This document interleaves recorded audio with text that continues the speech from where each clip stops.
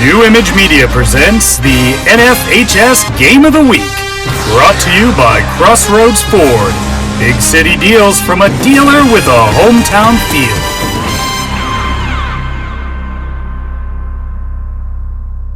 Hi, William Turner, General Manager, Crossroads Ford Sanford. We're moving metal in March.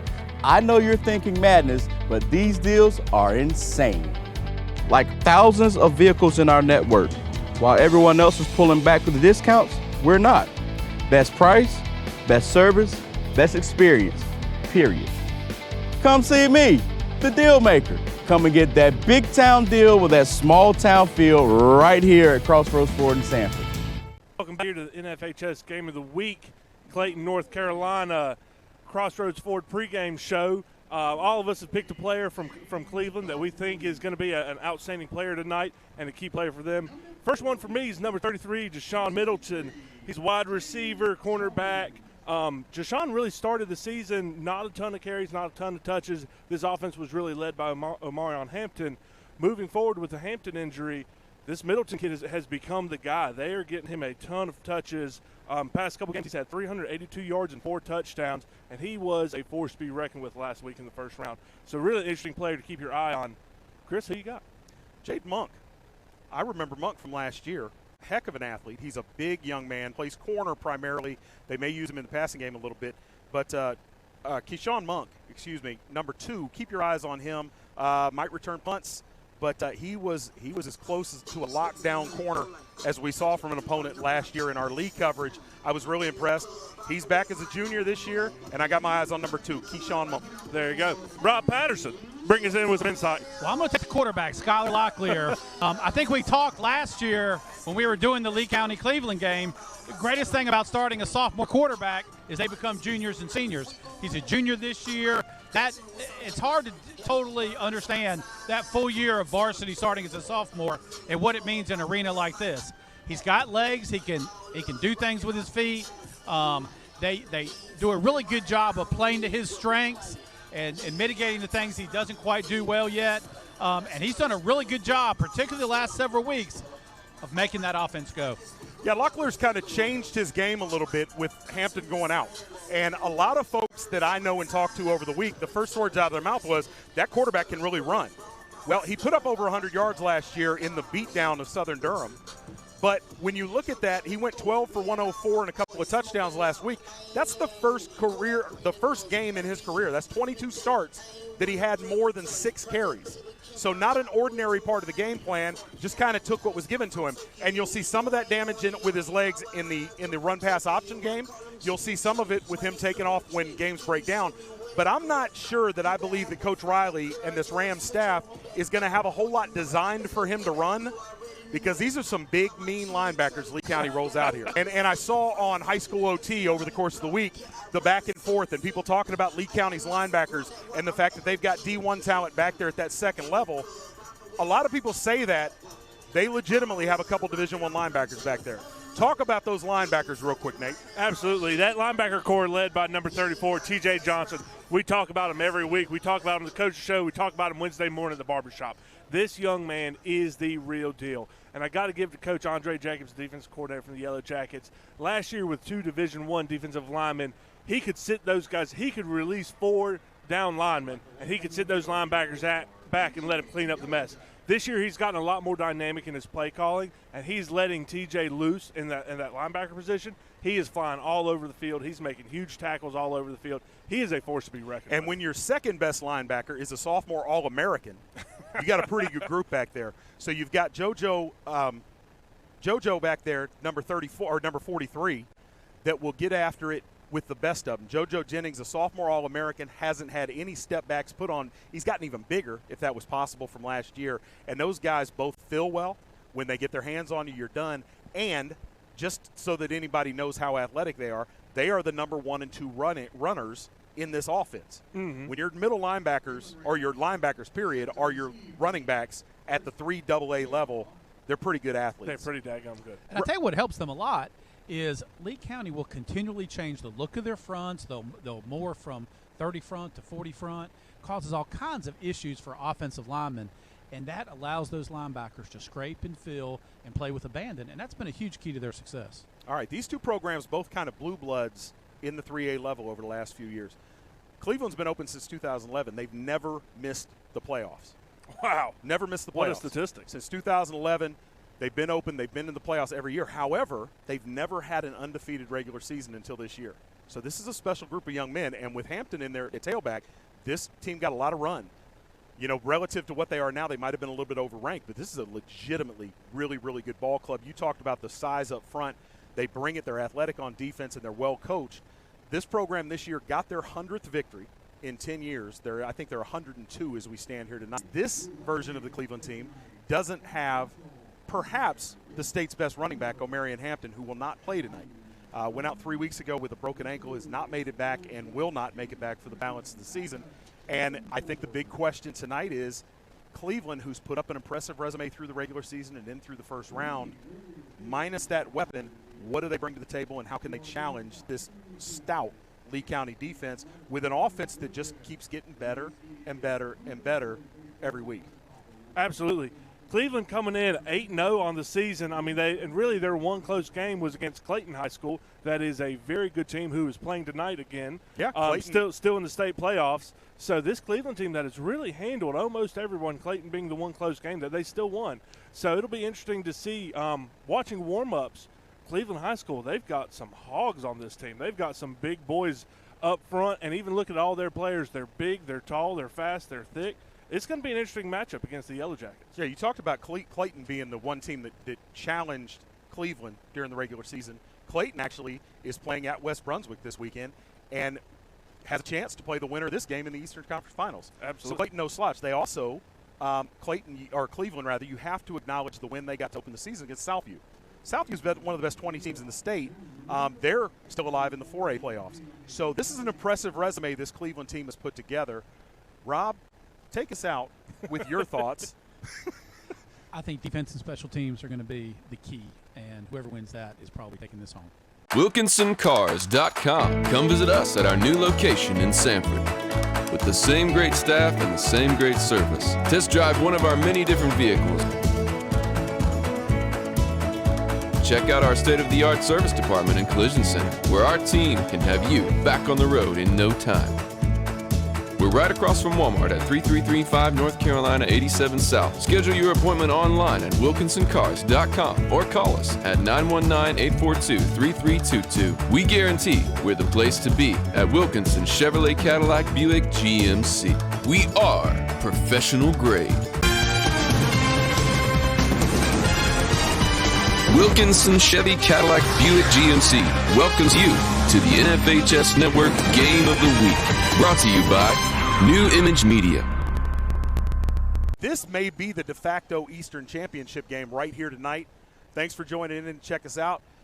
Lee County will kick off. Kennedy Hernandez. And, you know, last week, Nate, you were out of town. Jerry Chalmers joined me for the call. We expected, because of the team speed that J.R. Rose brought to the table, to see a lot of games in the kicking game and see some short spinners, some onside type deals, and we got a couple of those, but for the most part last week they kicked it deep. I'm interested to see what the game plan is here. Hernandez is going to kick off.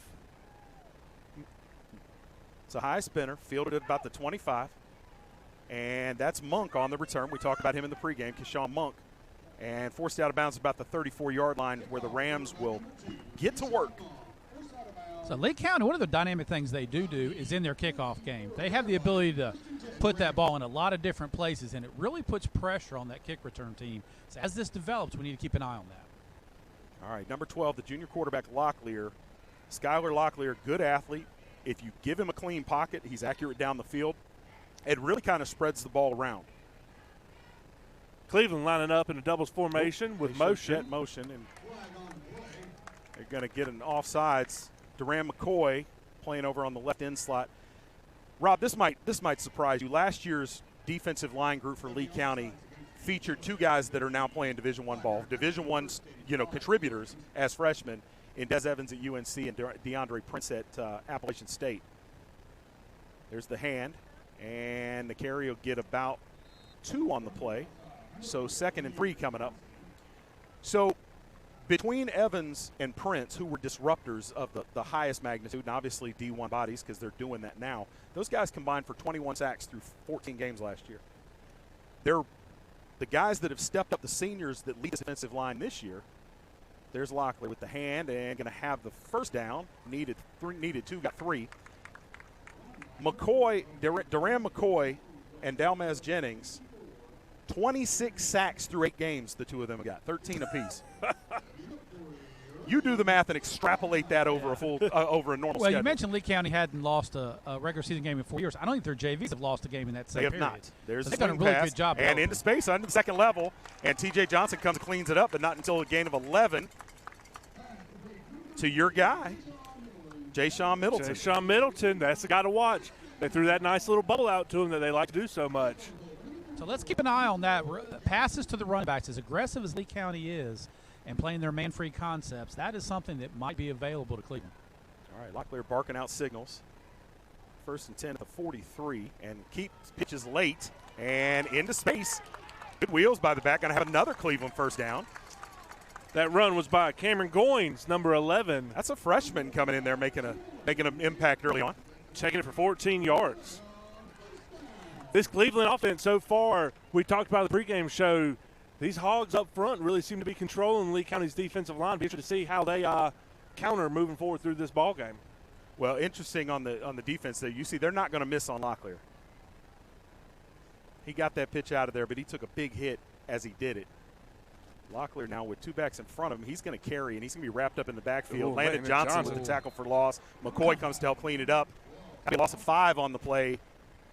Well, they're going to give him forward progress. Loss of only about 3 by the time they march back forward, but that's going to be tough sledding. Well, they kind of changed personnel there, went to kind of a double sniffer look, maybe wildcat look, and they have quickly gotten out of that. Well, number 24 stepped into the game, or checked into the game there as one of those lead blockers. That's Hunter Morris. We'll talk about him on defense. If we had to have talked about a 4th player on this Cleveland team that's an impact guy, he's it. There's the design, the draw by Locklear. Locklear going to get back to the original line of scrimmage, +1. 3rd and 9. And this is not the down and distance that's optimal for Cleveland against this Lee County defense. One thing we saw last year with Cleveland that we're seeing again this year, they are throwing a lot of formations at Lee County very quickly. They're throwing a lot, and I'm expecting to see this on the defensive side as well. They're throwing, seems to be the book so far at Lee County. 5 wide here. Locklear swings it out, throws it over his head, looking for Cameron Goins, the freshman again. Pretty obvious that he's going to be a focal point of this game plan. Speedy little guy, but Locklear throws it over his head. No hesitation from Coach Riley and the staff. They're going to keep the offense on the field. 4th and 9 coming up. Be careful here, though. You wouldn't expect it at this down and distance, but Locklear will quick kick it out of the gun on occasion. No chance of that here. I would not think, Coach? expect that of the 26-yard line. Just throwing it out there for later. Very tight formation here. All right, Locklear from the gun. Drops. Looking batted up in the air.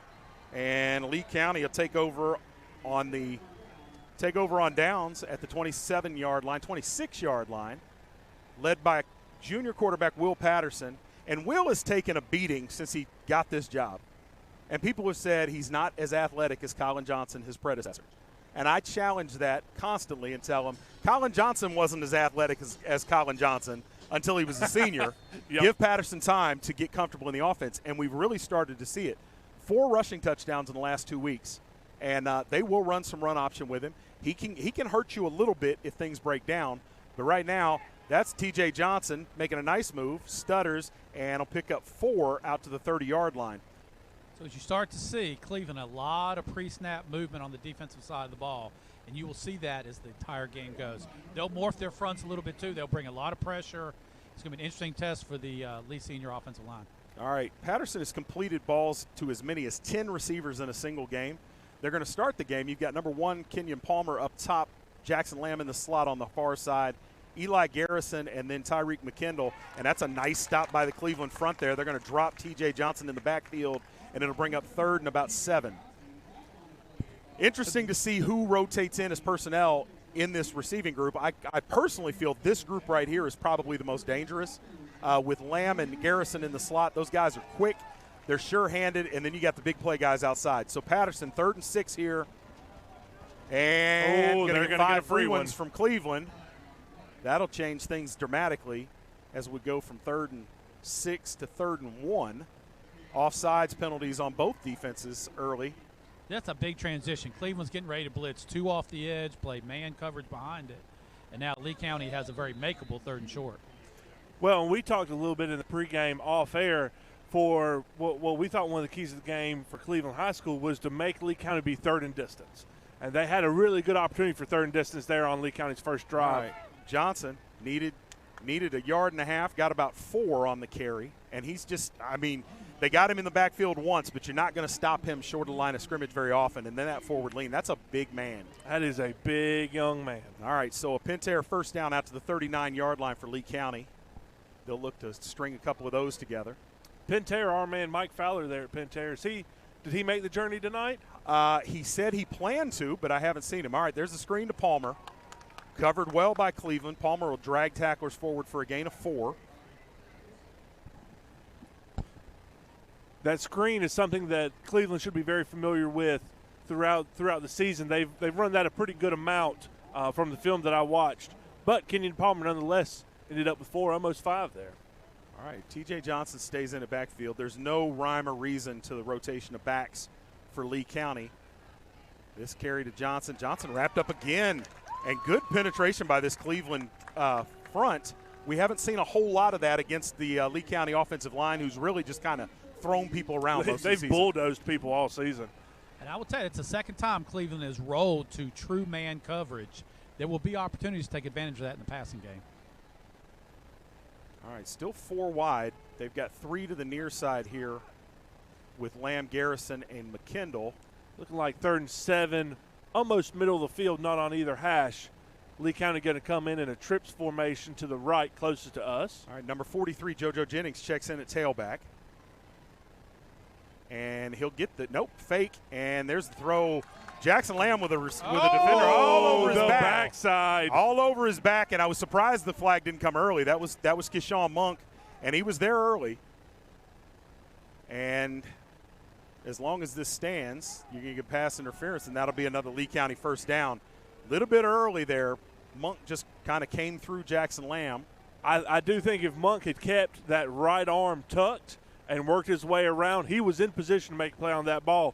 But it's so easy to wrap that right hand around, and it's the right call. The Cleveland fans letting the officials know early they're not pleased. Well, and part of that is, and I think back judges everywhere do this, they always throw their flags late.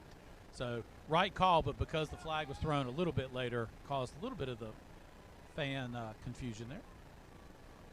All right, Patterson drops, looking down the field. He's got a man. That's Eli Garrison. Oof, too tall. As Garrison with the double move there, he's become a bigger and bigger part of the offense as the year's gone on. Absolutely. And really has become a contributor that you have to account for. Well, to a point that Rob was making earlier about the refs, there is a zebra that is closer to that play, but that is not his call to make. So it is the back judge's call to make there. So good job by this officiating crew. Deep in the playoffs, you would expect decent officiating. All right, 43-yard line, 2nd and 10 for the Jackets. No looks to number 2, Tyreek McKendall yet. Lee County in a tight doubles formation. McKendall in motion. Jet motion. Patterson puts it down. That just went badly. Bobbled the snap. It popped up in the air. He falls on it. But that's a loss of 12 on the play. And now you got 3rd and a mile. And here Lee needs to be careful. I mean, Cleveland has shown they want to blitz. They want to come at you. You know, Lee needs to get out of this particular series without damage. Well, and I said right before that, no touches for McKendall. I think the jet sweep was coming there, and they got to be careful not to force the ball to 2. The opportunities are going to come. All right, Johnson back in at tailback. Patterson from the gun. Drops. Looking, throws the screen. Kenyon Palmer hit him in the chest. And not Nathan, a whole lot there. That was there. Yeah? That was there. They were playing man underneath with cover 1. Kenyon Palmer's man had lost him. He had a lot of green grass in front of him with one person to beat. All right, the defensive end, Landon Johnson, on to punt. Good snap.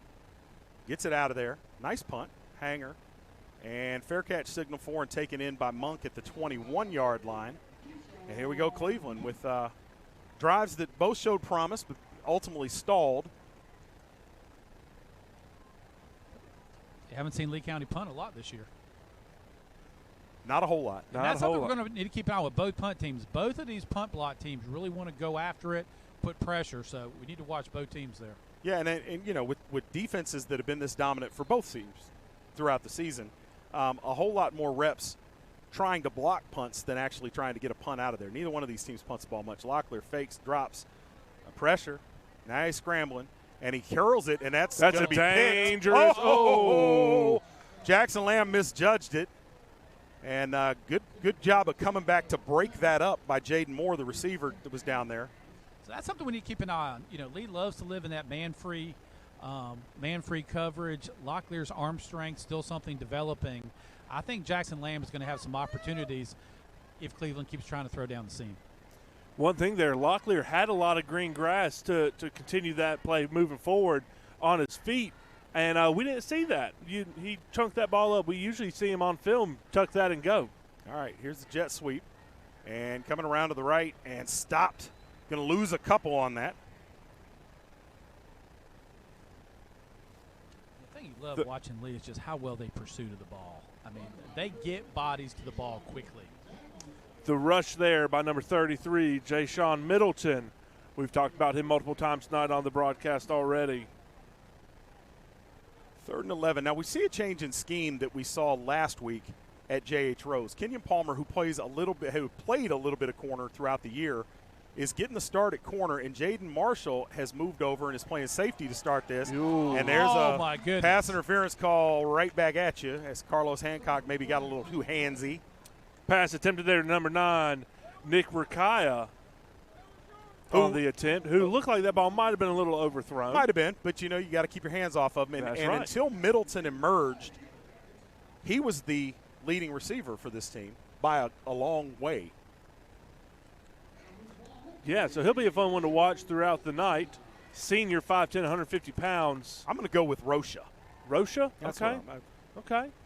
Well, we're here on the Cleveland side tonight. Maybe at halftime we'll find out. First and 10, Locklear from the gun. Takes a snap. Hands. Coming to the left. Picking his way. Nothing there. Gets back to the line of scrimmage. Goins again on the carry. This is not a guy I was prepared for. Cameron Goins, a freshman. Oh. Good-looking kid for a freshman. Well, he is, and I'm wondering. Number 4, Amir Johnson, has got the bulk of the carries since Hampton went out, and we haven't seen a touch for him yet. Comes in with Cleveland coming in a stacked doubles formation here. All right, Goins again on the carry, puts his head down, gets positive yardage, about 4 on the carry. So Johnson came into the game. Who he had been the second back for the last couple of years, almost 400 yards on the season, and standing over with the coaches on the sideline right now. Interesting situation. Cleveland here at a big 3rd and 6. You know they're going to want to try to convert. Locklear's in motion, gets him rolling, and throws it out there. Middleton with a nice catch. Gets popped by Palmer at the end of it, but nice route and a well-thrown ball on the run from Locklear there. We'll see that a lot. First down at the 47. We'll see that a lot. Cleveland likes to roll Locklear out, give him easy reads. They like running those levels concepts, and let him read one man and make his decision. Cleveland triples to the wide side, working on your screen right to left. All right, pressure off the left side, and it's immediate. Ooh, Locklear spins out of it. Johnson's got him now, though, and he's going nowhere. Now Johnson and our guy, Mark Schlesinger, in there. I'm going to give that sack to Landon Johnson. The big man, the third of the hierarchy of Johnson boys. He's got to do more to earn that half sack. But Schlesinger, for those of you that don't know, is the backup quarterback. He was the JV starting quarterback and is a heck of an athlete, and it shows that he's in here in the Eastern Conference semifinals playing outside linebacker. Sophomore who's got a bright future. All right, we keep second and a mile. We keep seeing JV players get pulled up and playing in playoff games for Lee County. They turn out amazing every time. I don't know what they're putting in the water over there. All right, Locklear drops, throws high. Got a man. Nice catch. Good catch by number 5, Carter Griffith, coming in on the season, 349 yards, 2 TDs. That one went for about 20 yards to make a very big third and manageable here. And it looks as though they're going to give him the first down. Oh, wow. Locklear had a little more time. Lee only rushed 4 that time on a long yardage down and distance. Well, frankly, the coverage was there. Just a perfect throw and a really nice catch. Locklear now. Uh-oh. Uh-oh. Uh-oh. This could be trouble for the Jackets. Well, and Amir Johnson shows up with his first carry of the game and goes for 22. Sure. What? Hey. Boy, this keeping stats thing is hard, Chris. I'm having a hard time keeping up with it all. Any viewers at home, if I mess up tonight, I'm not very smart, so I apologize. All right, going to get timeout for Lee County. Still scoreless here with 2:23 to go in the first quarter. While they talk about it, we'll take a break. You're watching the NFHS Game of the Week. They get a big play. They like going tempo. Pentair. Empowering people to move water. Improve water. Enjoy water. So that people can live their best, healthiest lives. Lives with purpose. Lives with enjoyment. Lives that flourish. Lives with hope. Because at Pentair, we're not just about better water. We're about better life. Pentair, bringing water to life, for life. Welcome back to the NFHS Game of the Week here in Clayton, North Carolina. You're watching the Cleveland Rams take on the Lee County Yellow Jackets of Southern Lee High School. Cleveland knocking on the door here at this Zaxby's Red Zone. This is the NFHS Game of the Week. Yeah, all the way down to the 11-yard line. And Rob, you said something interesting. Cleveland, when they make a big play, likes to go tempo. And I think Lee's aware of that. And after the big run by Johnson, who just checked into the game, maybe want to take a beat, reevaluate a little bit, and gather themselves. Cleveland coming out in a trips formation with a 2-back set. Well, last time they did this, they ran Locklear. They're going to fake jet motion, but no offsides there. He's checking out of this. All right, Locklear, see what he comes up with. Play clock down to 3. Now he takes it, snap late. He's going to run it after all. And picking his way, he's going to have about 3 on the carry. Going to make it 2nd and 7 here in the red zone on about the 9-yard line. One tip for Locklear there, you could tell he was going to get ready to run. He starts leaning forward a little bit, anticipating that first step. Something to watch throughout the ball game. All right, they showed jet last time. Wouldn't be surprised to see it right here. Nope, fakes it. Locklear pulls it.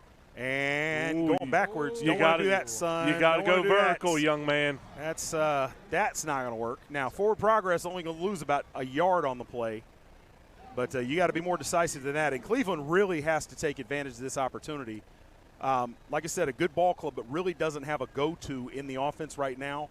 And you get down in the red zone, you're going to have to put touchdowns on the board. Are they in field goal range, Chris? That's a good question. They have exactly 1 field goal on the year. They are 1 for 2 in the field goal game. Now, this one's not much longer than an extra point, and they've obviously been pretty good in the extra point game. Locklear drops. He's not thinking about field goals. He held it out there, and picks. That is picked. Kenyon Palmer, hey, we'd make fun of guys on defense. Kenyon Palmer plays offense. He's hanging out with the defense, and he turns it around. Interception, and Locklear, just an ill-advised throw. You know, great athlete, really accurate quarterback, but he is loose with the football sometimes. Even last week in a 49-0 blowout, had 2 picks, and that's an untimely one for Cleveland. And now we're going to spin it around. Lee County going from left to right from the 20-yard line. Dodges a bullet. Locklear never transitioned off that corner route right there. He never went through his reads. He never went through his route tree. So one thing to watch from him, as I'm sure the quarterback's coach is going to have some discussions with him on the sideline. All right, Lee County, last drive stalled. Well, now flip to Tyreek McKendall. McKendall with a head of steam, gets strung out. Cleveland, good job staying home. The timing on that got broken down a little bit, and McKendall couldn't find the edge. McKendall, the first of this year's Lee County players, who's only a junior, by the way, is the first guy to get a D1 offer. Army has stepped up, and there will be plenty to follow over the course of the next 12 months, I assure you. All All right, Cleveland runs a man on late. There's going to be too many. 12 is one too many. And I think we got a timeout. Good job. Coach Riley, good awareness there. Got the TO before the flag came out. And while they figure out how to get to 11, we'll take a break. You're watching the NFHS Game of the Week.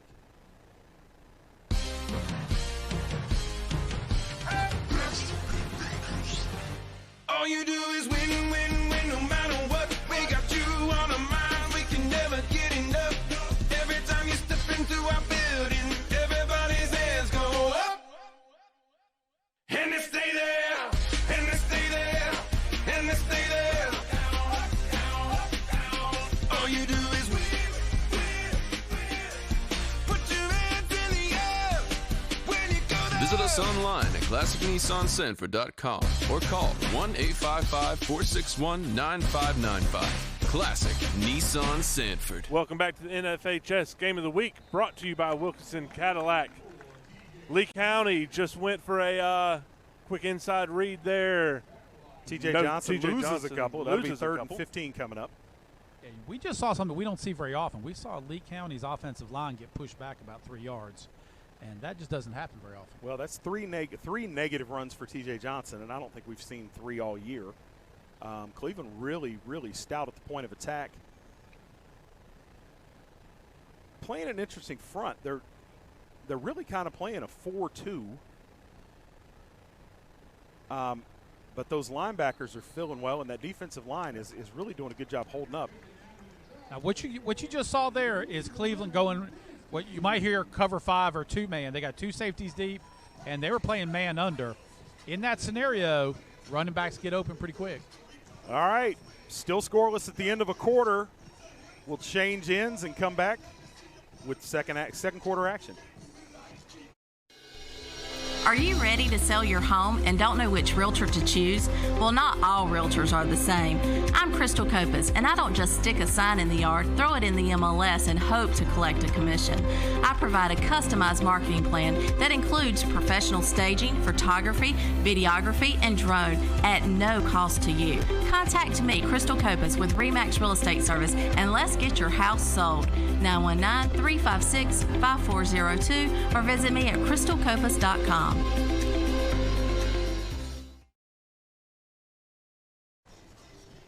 Welcome back here in Clayton, North Carolina. This is the NFHS Game of the Week, brought to you by Wilkinson Cadillac. Cleveland, Lee County scoreless at the end of the first quarter. We're flipping fields. Lee County going to take over in a long 3rd and 15, 3rd and 16 here for the Yellow Jackets. Not somewhere Lee County's used to being. Lee County going to come out and trips to the wide side. Patterson drops.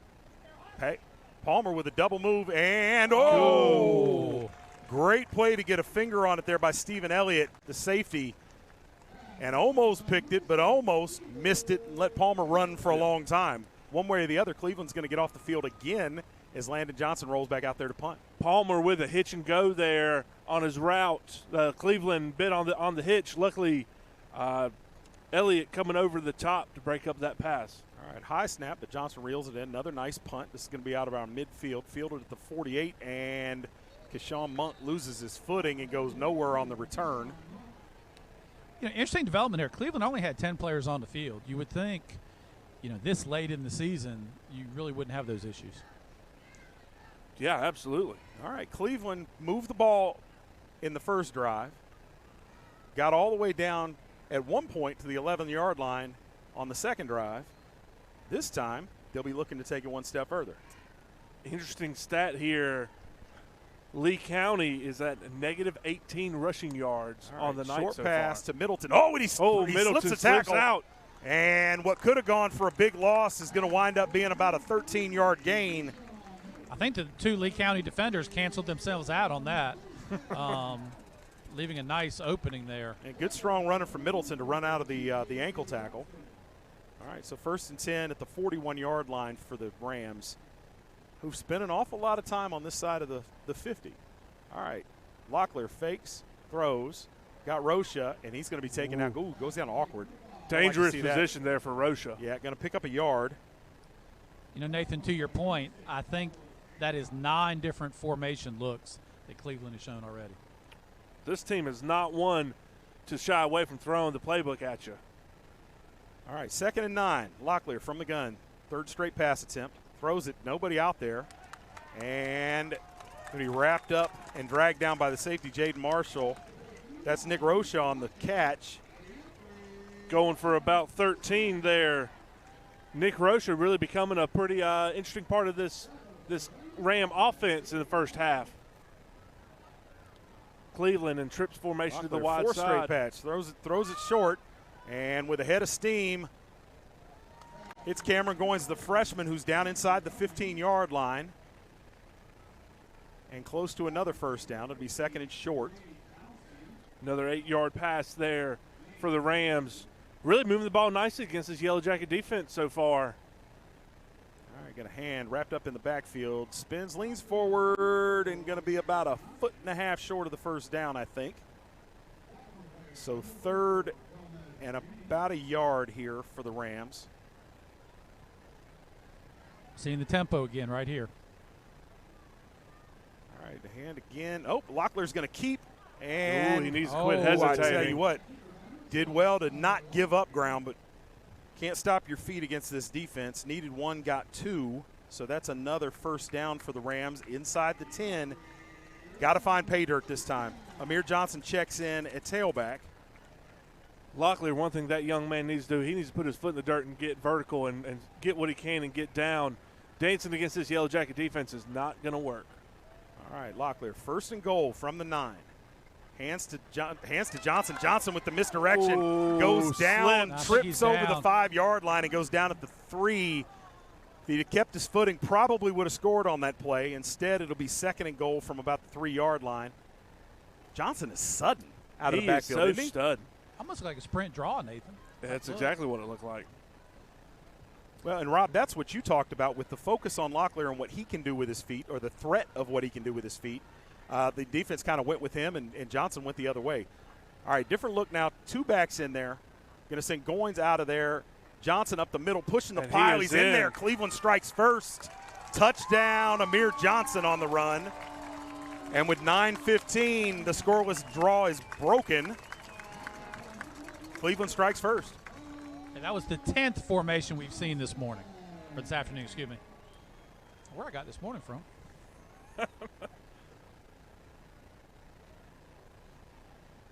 All right, Zayed on to kick the extra point. 36 of 41 on the regular season. Everything's clean, it's up, and it is good. Cleveland stretches it out to 7-0. We'll be back with the kickoff after these messages.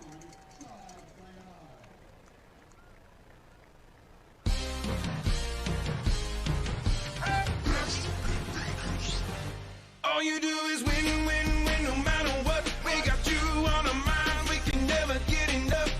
Every time you step into our building, everybody's hands go up. And they stay there, and they stay there, and they stay there. All you do is win, win, win. Put your hands in the air when you go to Visit us online at ClassicNissanSanford.com or call 1-855-461-9595. Classic Nissan Sanford. Welcome back here in Clayton, North Carolina. You are watching the Cleveland Rams just put up the first score of the night, 7-0 against the Lee County Yellow Jackets of Sanford, North Carolina. Cleveland put a nice drive there together. They've eclipsed 100 yards offense already for the night, coming in at about 148. So 148 yards of offense already for the Cleveland Rams. Really kind of controlled this ball game already, controlled field position and moving forward. So yeah, most of this has been played on that side of the 50. Anthony Smith and Tyreek McKendall deep for the Jackets. It'll go to McKendall at the 14-yard line. Well, they switched sides of the field late, and McKendall, great job by Cleveland to cover that. Not many teams want to have 2 with the ball in his hands back there, especially flipping the field. So now here you go, and you talk about field position. They're backed up all the way to they're going to give it to him at the 14, and Lee County sputtering a little bit right now. I would expect to see a heavy dose of running on this offensive drive, to heavy dose of T.J. Johnson, see if Lee County can get back into the rhythm that they're used to. But it wouldn't be the first time I'm wrong either. All right, Patterson with the play fake, throws the screen, snatched right off his shoe tops, and it'll be out to the 28-yard line. That's Tyreek McKendall with his first touch, 14 on the pass. So this is the interesting thing about Lee County. They will run their tunnel screen from anywhere on the field at any down and distance. I mean, they are fearless. They'll do it on their own 3. They'll do it on somebody else's 3. Well, twice last week, late in the game, on 3rd and long, and I'm talking about 3rd and 15, 3rd and 18, they ran tunnel and converted and really kind of, ground out and ran clock. All right, that's T.J. Johnson on the reception. Dances to stay in bounds and picks up another couple. He'll get 7 on the catch. T.J. Johnson coming out of a little flats route there out of the running back position, making the second and manageable for this Yellow Jacket offense. And for those who don't follow Lee County closely, T.J. Johnson was never meant to be the featured back in this offense. This was supposed to be a more of a running back by committee with really 4 contributors, and it's turned into 2 for a variety of reasons. But his skill set has expanded as the year's gone on, and we're seeing the wheel route. We're seeing that little swing route. Now JoJo Jennings is in it back, and he's swamped back in the backfield. Lee County losing at the point of attack. He'll get about a foot. 3rd and 3 coming up for the Jackets. A little bit short of the territory where we might think they might get cute and play this as a 2-down situation. So need to convert here to keep this offense on the field. One thing that we're going to want to keep an eye on throughout the night is time of possession. This is the Yellow Jacket defense. If Lee County doesn't convert here, this defense has been on the field a lot already. Right, Patterson throws high. Oh, one-handed catch. catch. JoJo Jennings with a one-handed catch and then plows a tackler to convert. Needed 3, got 5. And Patterson's going to get credit for those passing yards, but I think they're out. I think JoJo Jennings should get twice for that catch. One-handed catch in stride, converting the first down. Good play. 1st and 10 Jackets at their own 46. Low snap. Patterson going to keep and going nowhere. Back, loses 6 all the way back to the 35-yard line. I don't know if that was by design or if the low snap just kind of rattled him and he decided to take off with it. I think that was a botched play there from the Yellow Jackets. I don't think they have many design runs for number 12, Will Patterson, except in the red zone. Not at this point in the game. That's the 3rd bad snap we've seen already. Well, and now here's the thing, guys, is Gordon was the center all season. And here over the last couple weeks, they've been running more and more with Scott at center. And this is something we saw last week. Patterson with the screen. McKendall going to be popped as soon as he gets it, stays on his feet, but he's going to lose a couple more. And this will have him backed up all the way back to the 34. 3rd and 17 coming up. So Cleveland was a man coverage there, and when you roll and you're tight man, it really makes it hard for that tunnel screen to work. All right, so 3rd and about 17 for Lee County. This offense really not untracked at all yet today. Lee County coming in trips to the wide side of the field closest to you. Patterson looking down the field, steps up, going to go down, sacked all the way back at the 25-yard line. They were trying to get McKendall over the top there, and the safety had it read the whole way. So that puts it 4th and about 24 for Lee County. They're going to have to punt it off, put this defense back on the field. Landon Johnson back to kick. All right, 5:49 to go. Landon Johnson gets it out of there. Good kick. Line drive going to get almost over the head of Keshawn Monk, who's now moving and got ahead of steam. Oof. Ooh. That's a hopeless feeling when you get spun around at that spot right there. Brings it all the way back out to the 48. That'll be about 15 on the return. Kind of met by committee there by Lee County. All right, Amir Johnson, who had the touchdown carry on the last drive, is back in at tailback. This is the first drive that they've started with Amir Johnson in the backfield. Chris, to your earlier point, they're starting on their own 49-yard line, still playing on Lee County's side of the field. Cleveland coming out in a tight formation. Rob, what do you call that? Well, now they're motioning out of it. It's just a different version of bunch. Now, you got everybody looking to the sideline taking instructions here, but I'm impressed with Cleveland with the pace that they play with. You see a lot of teams in high school football that just stopped huddling up, but not many really run with real tempo consistently. And Cleveland, when they get you back on your heels, buddy, they just keep running play after play after play. And it's a credit to what you talked about earlier, Rob, is that you've got a quarterback now making his 23rd start as a junior, you got a whole nother year of that coming right behind this one. All right, Locklear from the gun, 2nd and 8. Fakes, throws it quick, has Roche out there, and a couple of yards on the play. We'll give him 2. Cleveland looking at a big 3rd and 5 here, trying to convert. Chris, you think they're in 4-down territory right now? I do, sir. I do. This team has only punted about 6 times all year. They play aggressive football, and they have confidence in that seasoned quarterback of theirs not to make a mistake. 3rd and 5 here. I think this is 2-down territory or 4-down territory, whichever you prefer. Pressure from Lee County coming. Looking down the field. Locklear hangs it up there. Palmer on the coverage, gets his head around. What a catch. Oh, my goodness. What a catch. Rocha. That was outstanding coverage. There is nothing you can do about that. No. And who is that? Yeah, it's Rocha on the catch. Yep, what Nick a catch. Rocha on the catch. Taking that for 41 yards on the reception. 41 yards on the reception. Wow. Taking it all the way down to the Yellow Jackets' 10-yard line. We talked about that Cleveland Ram tempo. Here they are, 1st and goal. Getting set, getting going pretty quick. Brings man in motion. Like you said, Palmer with great coverage there. He was in position. I was concerned he wasn't going to get his head around, and got his head around just in time to see the ball arrive. No gain on the run on 1st down. Yeah, that one you tip your hat and keep playing ball. Yeah. If you're a man coverage team, it's a little bit of the cost of doing business. You know you're going to give up some of that every now and then. The timing of that was just tough for Lee County. And a great individual effort as Rocha climbed the ladder. Down inside 4 minutes, Mamir Johnson stacked a fumble. Landon Johnson going the other way, all the way back out to the 25. The first big defensive play of the game. Landon Johnson comes out of there with it.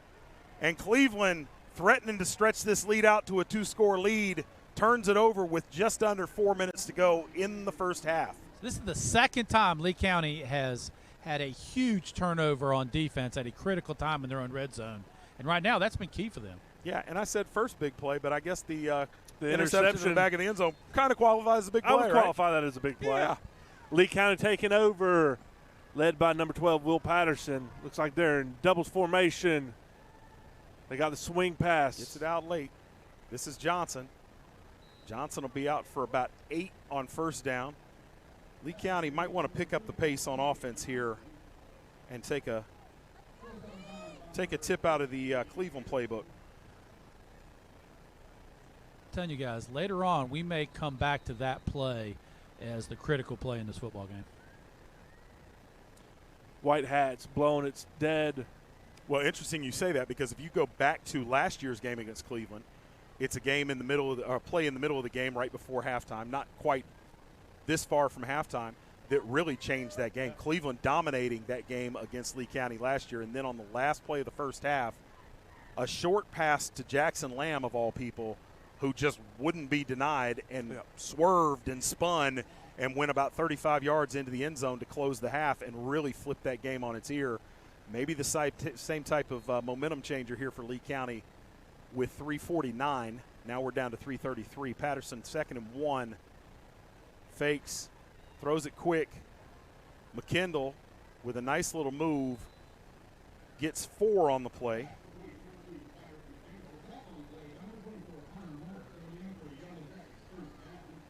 Good blocking up front from the offensive line of the Yellow Jackets to give Patterson plenty of time. That was a really odd hitting screen there. It seemed to take a little while. Nonetheless, gets the 1st down. Lee County going to start this 1st and 10 on about the 38-yard line.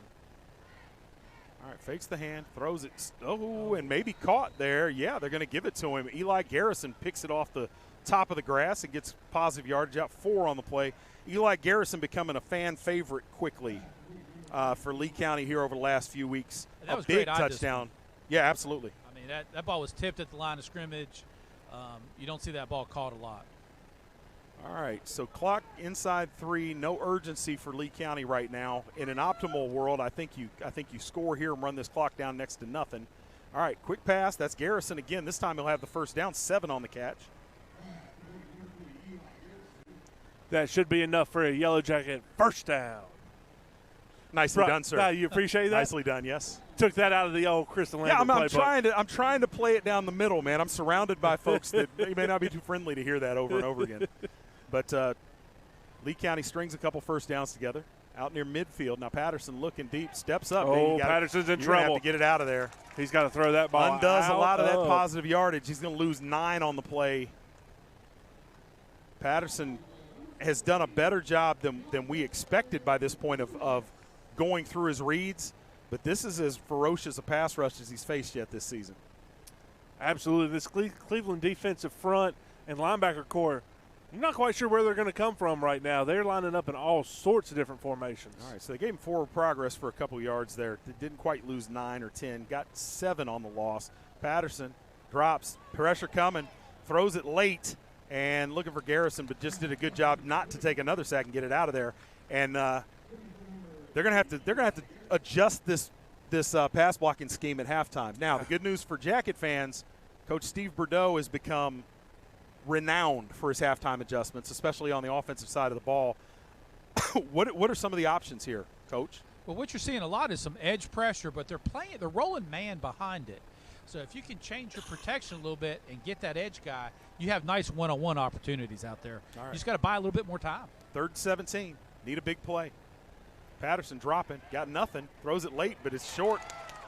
Palmer needed 17 on the play, only going to get about 4. And Cleveland with a good job of keeping that in front of them. And they'll get a timeout, a well-used timeout there with 1:30 left and the punt coming. And we'll take a quick break while they talk about that. We'll be back with the conclusion of the first half. WilkinsonCars.com. Come visit us at our new location in Sanford. With the same great staff and the same great service. Test drive one of our many different vehicles.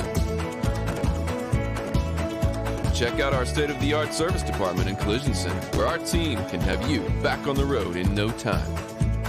We're right across from Walmart at 3335 North Carolina 87 South. Schedule your appointment online at WilkinsonCars.com or call us at 919-842-3322. We guarantee we're the place to be at Wilkinson Chevrolet Cadillac Buick GMC.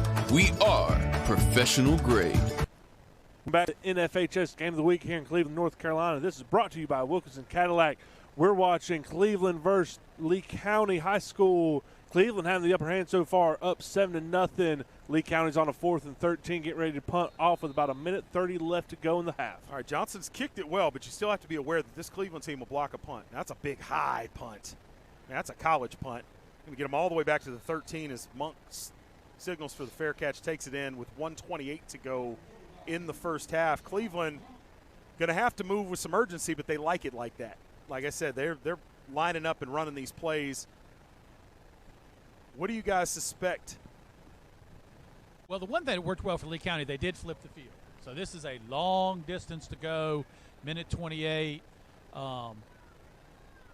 If they're gonna try to score here, they're gonna have to throw the ball a little bit, which I think plays well to Lee County's defense here. All right, Locklear with nobody in the backfield with him from the gun, 5 wide. Only 3 in the rush from Lee County, but that's going to be enough. Oh, they tried to trip him up, don't quite, and Locklear, a heady play, chunks it out of bounds late. And, man, I tell you, was flirting with a safety there as Duran McCoy gave him all the pass rush he ever needed, and that was particularly impressive. They only lined up 3 down linemen, and everybody else was in coverage. Yeah, because Lee was in deep quarters coverage there. They had 4 deep, and everybody dropping to deep windows. So to be able to get there with 3 was really impressive. All right, walking guys up to the line. They'll bring pressure now, and the run right up the middle, that's Goins. He'll get about 2 yards out to the 15. If you're Coach Bordeaux, you start thinking about timeouts. Oh, no, and an injury for Cleveland. Goins is down on the play. He's been a feature in this offense so far, and he's in obvious pain. While the medical staff tends to him, we'll take one last break before the end of the half. You're watching the NFHS Game of the Week.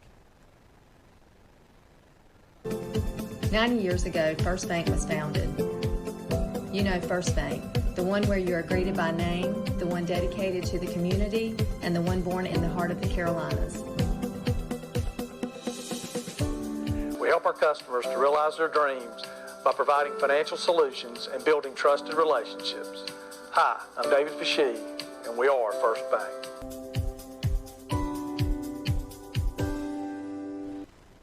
Brought to you, the NFHS Game of the Week, brought to you by Wilkinson Cadillac. I was so excited to talk about Will Wilkinson and that crew there on 87. We just watched Mr. Goins get off the field by his own power. It's always great to see that young man up and walking. We never wish ill upon any of these student athletes. All right, so 1:11 left in the first half. The clock will wind on ready here. Be interested to see if Cleveland tries to run this quickly or if they walk this down a little bit, because third and a bunch here, if you're trying to go down there and score before halftime, you want to keep some time on the clock. If you're trying to keep Lee County from getting it back, if they stop on third down, you play it differently. Interesting to see. Got the clock down inside a minute.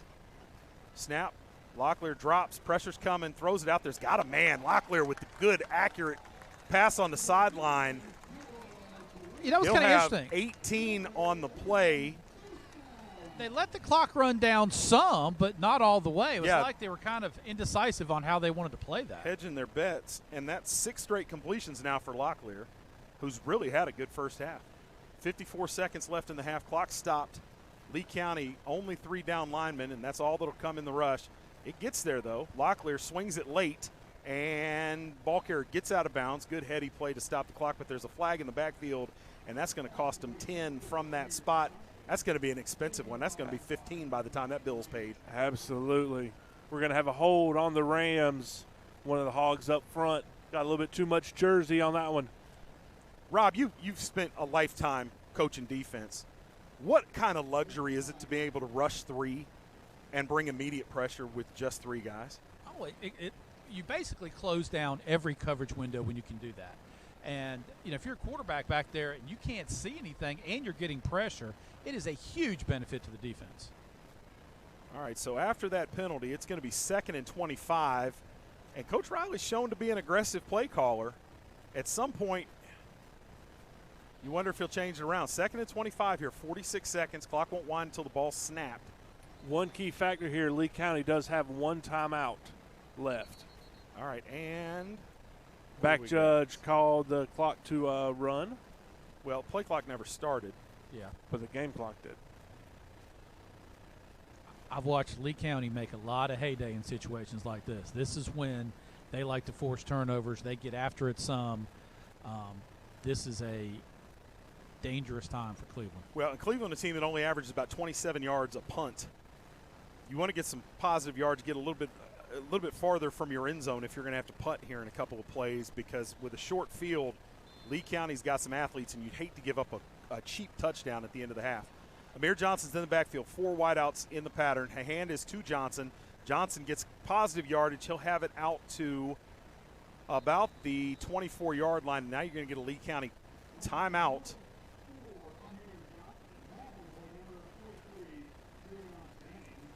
So interesting here. So if Cleveland runs the ball here, they could essentially on 4th down just run out the clock. They can. Yep.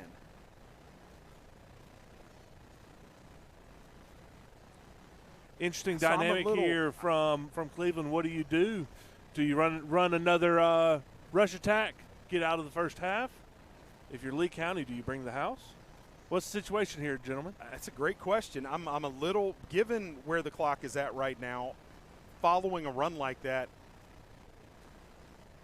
I'm glad I'm not doing Steve Bordeaux's job, because I don't know that I take the timeout here. I think you might do Cleveland a favor. Cleveland, at that point, I think would have had to been resigned to doing nothing on this next down and going into the half up 7-0. Now they can take a shot in the run game if you've got something in your or a short pass, something where you feel like you can, it's high percentage and you can give a guy to make a play. They're going to get a free chance to make a play with probably no benefit to Lee County.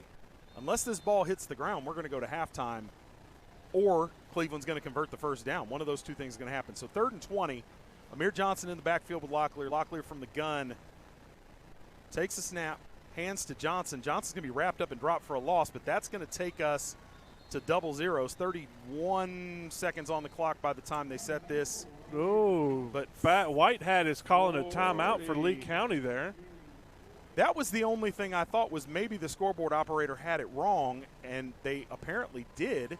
So Lee County does have a timeout in their pocket. Uh-huh. And we're keeping a lot of stats, but we're not tracking timeouts, so we didn't know any better. Yep. So Lee's going to get a chance to block this punt. Yes, sir, and keep in mind how it is 4th and 20 yards here. Even if they hit the punter but don't rough him, the 5 yards doesn't hurt them. So they can be really aggressive here. Well, and they'll get at least, what would you think? 2, maybe 3 plays on offense, even if they don't get it. They are, and they're bringing 10 because Garrison is in at the punt return spot. If they were setting up a return, it would almost definitely be McKendall back there. Absolutely. Garrison's the sure-handed guy that basically goes back there to fair catch punts. Once again, Cleveland having trouble getting 11 on special teams. They've only punted a handful of times. So. One thing to look here for, number 12, now, Skylar Locklear is back on the field. We talked about his quick kicks earlier. Okay, so now Cleveland looking like they're not going to punt this ball. They're going to punt this ball. They're going to quick kick it is what they're going to do. Locklear's quick kicked several throughout the season. He's going to do the same thing here. Jackson Lamb is back there at safety, but I assure you that Locklear, there he goes. There it is. And Locklear's going to quick kick it, almost blocked, and gets it out of there. It's going to drop it midfield. Now it's going to roll for a while. Cleveland will be good. They do good to just get out of the way, and they do. Yeah. Finally, the clock never started. 34 seconds left for Lee County. Turnabout's fair play. This is the second time the clock hasn't worked. Well, you can't call it home cooking now. So. Yeah, it was kind of Cleveland's. The home fans letting the clock operator know he did not push start on that one. He did not. And we talked about on the last one, they are going to change it, it looks like. There we go. I don't know if 8 seconds came off, but anyway. Cleveland did a smart thing. They let that ball sit there for a little bit, didn't touch it early. That was good coaching. It was. That was good coaching. They let that roll dead by itself and squeeze another couple seconds off the clock. All right, so Patterson, I'll be interested to see what the play call here is. Cleveland playing way off these receivers and going to get it to McKendall on the tunnel. McKendall, who can make a big play, he's trying to get out toward the sideline and does a great job after a pickup of 12 of getting over to the sideline and stopping the clock. Not only a good athletic play, but a heady play by that seasoned junior seems like he's been in the program for 15 years. Well, the interesting in high school football, getting that first down because the clock will stop while they reset the chains can be just as valuable. All right, so the whole offense turned to the sideline. All eyes. Lee County coming out in a doubles formation.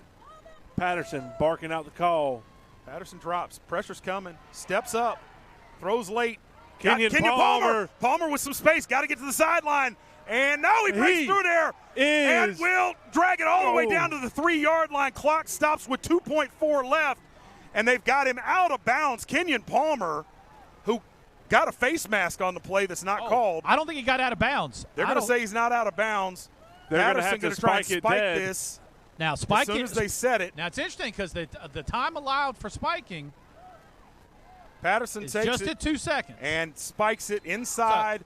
Double zeros did not get there. They're going to get one more play here. They'll get 0.4 seconds left because the spike time is typically 2 seconds. That's how they've aligned it. Right. So they'll have one play left here. All right, and they're going to send Kennedy Hernandez on to kick a field goal. Wow. What a play here, Steve Bordeaux, normally the riverboat gambler, stuck in a dogfight, says, Hernandez, go get me my 3. And Hernandez, who on the season has been good from 31, kicks it high, straight, and through. And Lee County again, in back-to-back years now, has points on the last play of the first half. Got to think that's a momentum swing, guys. Now, we got a treat coming up at halftime. We're going to be joined in the booth by Jerry Chalmers to help with the halftime analysis. We'll get to that halftime analysis right after these messages. You're watching the NFHS Game of the Week. Are you ready?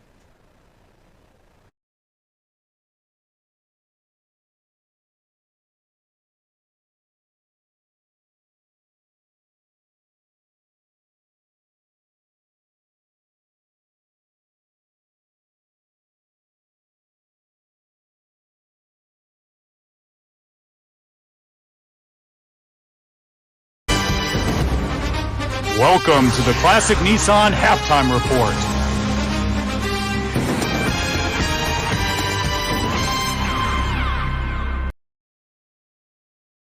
Back to the NFHS Game of the Week. This is the halftime show.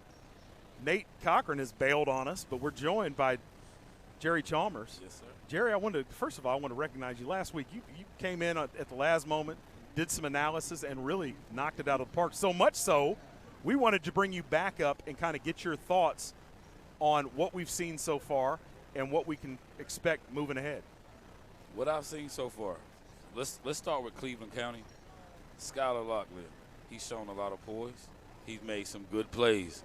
Although there have been a few turnovers in the red zone, it has turned out, and he's playing pretty good. Amir Johnson's running the ball pretty good on short things. Lee County, we got to establish a run game. The run game has not yet to be established. Negative 31 yards rushing. That is unheard of for Lee County. Unheard of. Now, we have got a few yards in the short passing game. Nothing major, nothing real big. We had a big play right before the end of the half by Kenyon Palmer, but turned into 3 points. So it did give us a little momentum swing at the end. We're going to see some good football this second half. That's my opinion. I think we'll see a lot more down the field passing, hopefully, at Lee County to maybe get the run game going a little bit, and maybe that'll move a little things for us. All right, you talked about Locklear. Locklear, we've got him unofficially at 8 for 12 and 119. Man. That's pretty efficient. A lot of that 41 of those yards came on the play down the left sideline to Nick Rocha. Yeah. That was a big play in the ball game. Yeah. But Cleveland really kind of, if you had to say a team had dominated or not, it's really Cleveland that's dominated this ball game. Very much so. In the trenches. But 3 trips into the red zone, 1 touchdown. Lee County going to make some halftime adjustments. They changed momentum at the end of the half with the field goal. Could be a different ball game in the second half, and they get the ball to start the half. Yes, sir. All right, Rob, talk a little bit about what you've seen, sir. Well, one of the things that's been really enjoyable by both defenses is you see these guys more from 30 to 40 fronts. Lee kind of does it in a 6-man shell. Cleveland does it kind of a 3-4 to 4-3 look. They're both sending pressure. It's really been interesting to look at. One thing to keep in mind, Lee County's defense has been on the field a lot. A lot. And they have really made great plays when they've had to. But, the key for Lee, I think, they got to get the field flipped. And we got to start playing on our side of the field and start getting where we can take easy shots. Yes, sir. Yes, sir. All right, so on the other side, in terms of efficient quarterback play, you look at Will Patterson's line for the half, you think, wow, Lee County's doing it. 12 of 14 for 112. That's efficient. However, 40-plus yards of that came on the last play of the half that didn't get into the end zone with Kenyon Palmer. Guys, I want to poll all of you. That last play down inside the 5-yard line with basically a half second left in the half, do you kick that field goal and take the 3, or do you try and punch it in and get the touchdown? Well, if you go with what I started with last week, I'm going to get the money. Okay. I gotta go for that 6. We come up with a big play right there. Go for the 6. You get the ball back at the half. Figure it out from there. What's your play call? I may go with a quick slant because I haven't seen much of that to Tyreek McKendall. Okay. That would have been my play there. Quick slant in the end zone. If you remember, we usually run it. We ran it a few times last year against Cleveland. We actually scored the go-ahead touchdown with that. It was a slant down. Jaden ran a slant across the middle of the field. Make that a quick slant there. I mean, Tyreek has enough ability to get out in front of that defender real easy. Right, quick pass right there. That would have been my play. Rob, half a second left, down a touchdown at halftime. I'm the defensive guy. I'm going to go the other side. Yeah. Because the last thing I would want to do is give Cleveland great momentum going into halftime.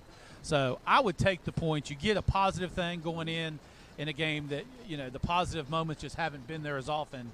I would take that opportunity and go with the field goal and get out with something positive to talk about at halftime. Okay, things that surprised you in the first half. What I'm surprised by, I already said. Cleveland's winning the point of attack on both sides of the ball. They're in the backfield. We've seen T.J. Johnson go for negative yardage several times. That's not something you see often.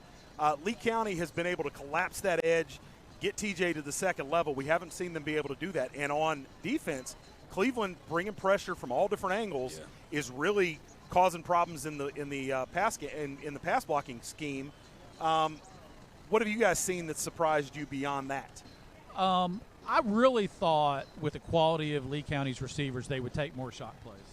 I thought they, as much man-to-man as Cleveland plays, I really thought they'd max protect some and just take some deep shots to McKendall and Palmer, and I haven't really seen them do that. So to this point, that's been a little bit surprising for me.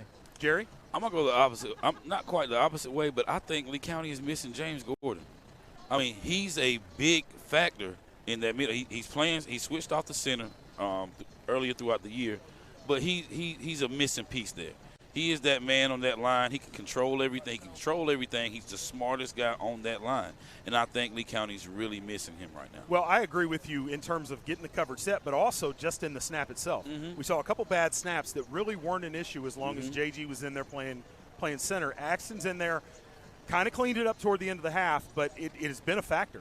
And you know, last week as we did the game with J.H. Rose, that was a huge part of the game as they couldn't get the center quarterback exchange right. In a game of this magnitude, playing against this quality an opponent, you can't have those little things be a factor. Right. Last observations before we close this down? I think by the time this game is over, Cleveland is going to be I think those missed opportunities in the red zone are going to come back to haunt them. You know, Landon Johnson's just been a dominant guy in the red zone. Kenyon Palmer got the nice pick. You can't lose opportunities in the red zone if you're going to win playoff games. And Lee made great plays on defense when they had to, and I think at the end of the game that's going to matter. Jerry, your thoughts? I think we're gonna take it back to last season. Lee County come out the second half, momentum switched, and Lee County leaves here with another victory. All right, very good. Guys, appreciate it. Jerry, you'll be back down there checking things out from field level. And we'll see if Lee County get it turned around. Cleveland, really, really impressive. A lot of folks looked at the last 3 games from Cleveland in a vacuum, and there were predictions all over the place. They might hang 40 on Lee County. That was never going to happen. But I thought Lee County might come out and hang 40 on them, and I've been very, very, very impressed with this defense.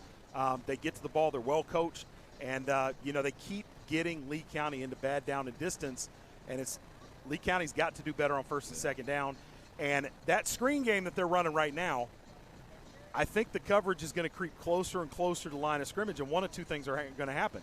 Either Lee County's going to beat it over the top, or it's just not going to be there and they're going to get shut down, and they haven't been able to run the ball at all. This is a game where I feel like having 2 backs that are very similar is not doing Lee County a lot of good, because those big backs take a little while to get some momentum and get started, and there's a man in their face wrapping them up as soon as they get going.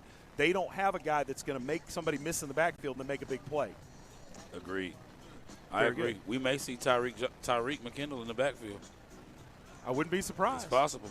I wouldn't be surprised. Also, special teams has been even so far. Special teams tends to matter in playoff games. Yeah, definitely does. All right, guys, predictions for the second half? I'm going Lee County turns on their offense and get the ball moving. I agree. I think this Lee County offense is too dynamic to spend 4 quarters stalled like they have been. Yes. And there are opportunities there against the Cleveland defense. I think Lee will make the adjustments and make it happen. All right. This has been the Classic Nissan Halftime Show. Jerry, you want to talk about Classic Nissan for a moment? Real fast. 84 months, 0% financing on our new 2021 Titans. Come see me. Get your new truck. All right. We'll take a break, and we'll be back with second half action. 7-3, Cleveland holding on to a lead here against Lee County. Lee County get the ball to start the second half when we come back.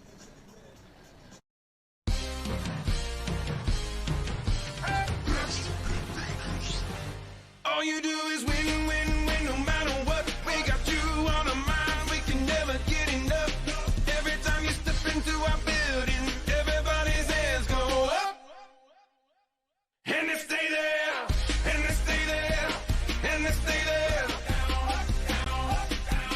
All you do is win, win, win.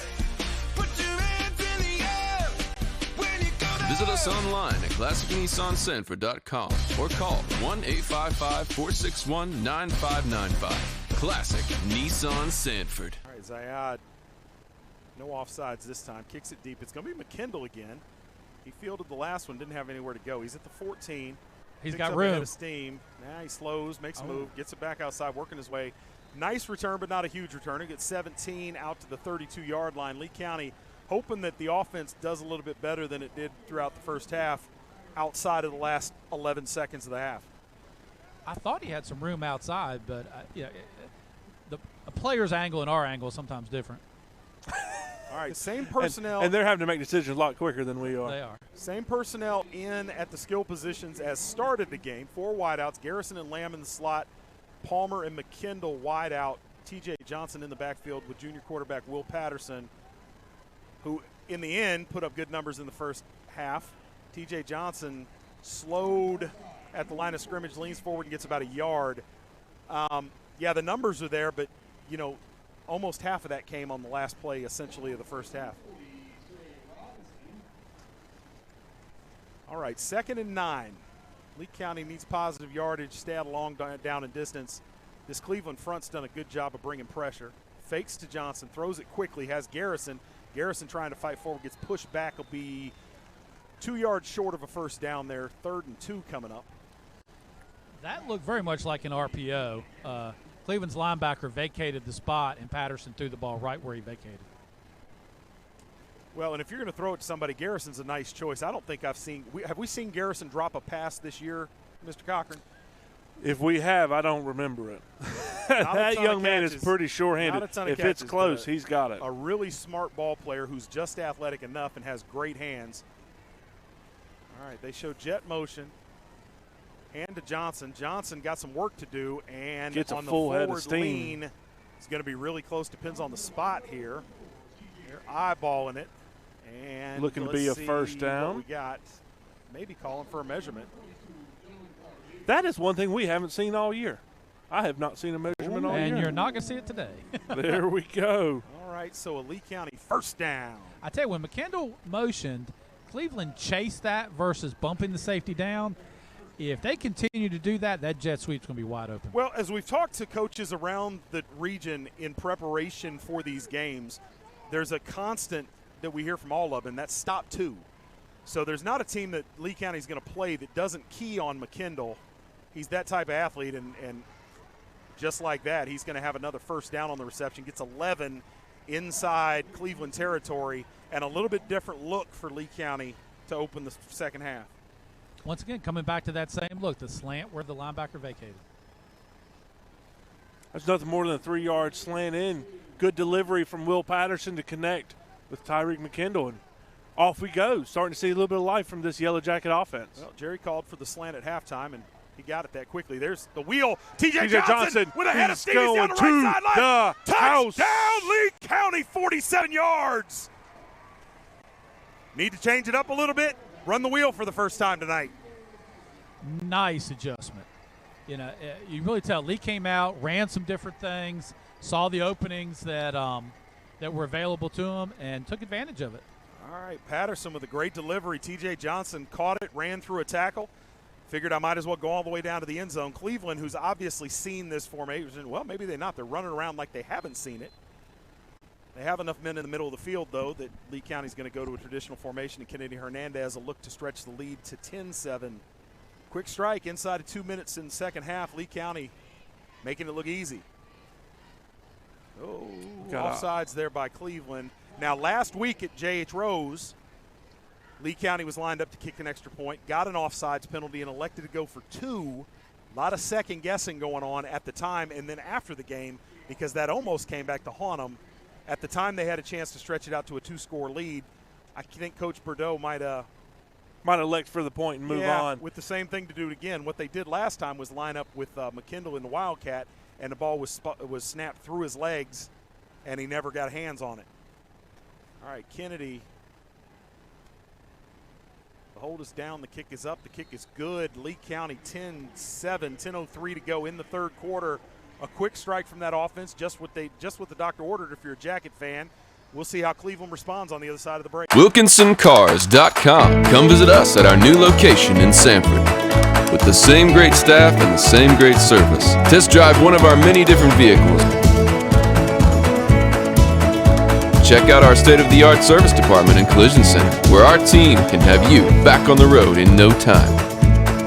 We're right across from Walmart at 3335 North Carolina 87 South. Schedule your appointment online at WilkinsonCars.com or call us at 919-842-3322. We guarantee we're the place to be at Wilkinson Chevrolet Cadillac Buick GMC. We are professional grade. Lee County suddenly in front for the first time today. just a couple minutes into the second half. Lee County likes that sky kick. Look about where the 30, 35-yard line is right there. Dead center of the field. All right, Hernandez kicks it deep, and returner moves back, takes it to 7, now has a head of steam, breaks through 1 tackle, breaks through 2 tackles, spun around, and there's Goins, that freshman again. I tell you what, Cleveland fans, I don't know how tonight's going to work out, but you got yourself a special athlete there. Cameron Goins making plays in the passing game, the running game, and now the return game. We'll keep our eyes on him for the next few years. Number 6, Carlos Hancock in on the tackle. I believe he might have saved 6 right there, gentlemen. Goins had a lot of green grass in front of him. Hancock making a shoestring tackle to save the big special teams whoops. And Goins not a big guy, ran through 2 tackles there, showing some leg strength. All right, Locklear from another different formation. Now sends a man out. Now he's going to swing that. That's a lateral. And that's Goins again. Goins chased down from behind, breaks out of another tackle. Now pushed backwards, and Landon Johnson finally gets over there Mark Schlesinger gets over there to clean it up. Looked like a big play, but it was caught so far in the backfield it only picks up 5. But that's another wrinkle. And what formation are we up to now, Rob? I believe that's number 12. But you made a good point. That was a lateral. If that ball's not completed, it is a live ball. And Goins had to leave his feet to go get it. So danger there for Cleveland on that play, but it winds up in positive yardage. They ended up giving him 6. And the hand is to Johnson. Johnson spun down. Nice tackle there by Dalmaz Jennings in the middle of that defense. So this is a big 3rd down for Lee County. All right, and there's a player down? No, I think we have a timeout. Yeah, there is a player down. Oh, I'm sorry. There's a Lee County player down on the field. We can't see who it is, but while they attend to him, we'll take a break. You're watching the NFHS coverage of the Eastern 3A semifinals here from Cleveland High School in Clayton, North Carolina. 90 years ago, First Bank was founded. You know First Bank, the one where you are greeted by name, the one dedicated to the community, and the one born in the heart of the Carolinas. We help our customers to realize their dreams by providing financial solutions and building trusted relationships. Hi, I'm David Fashee, and we are First Bank.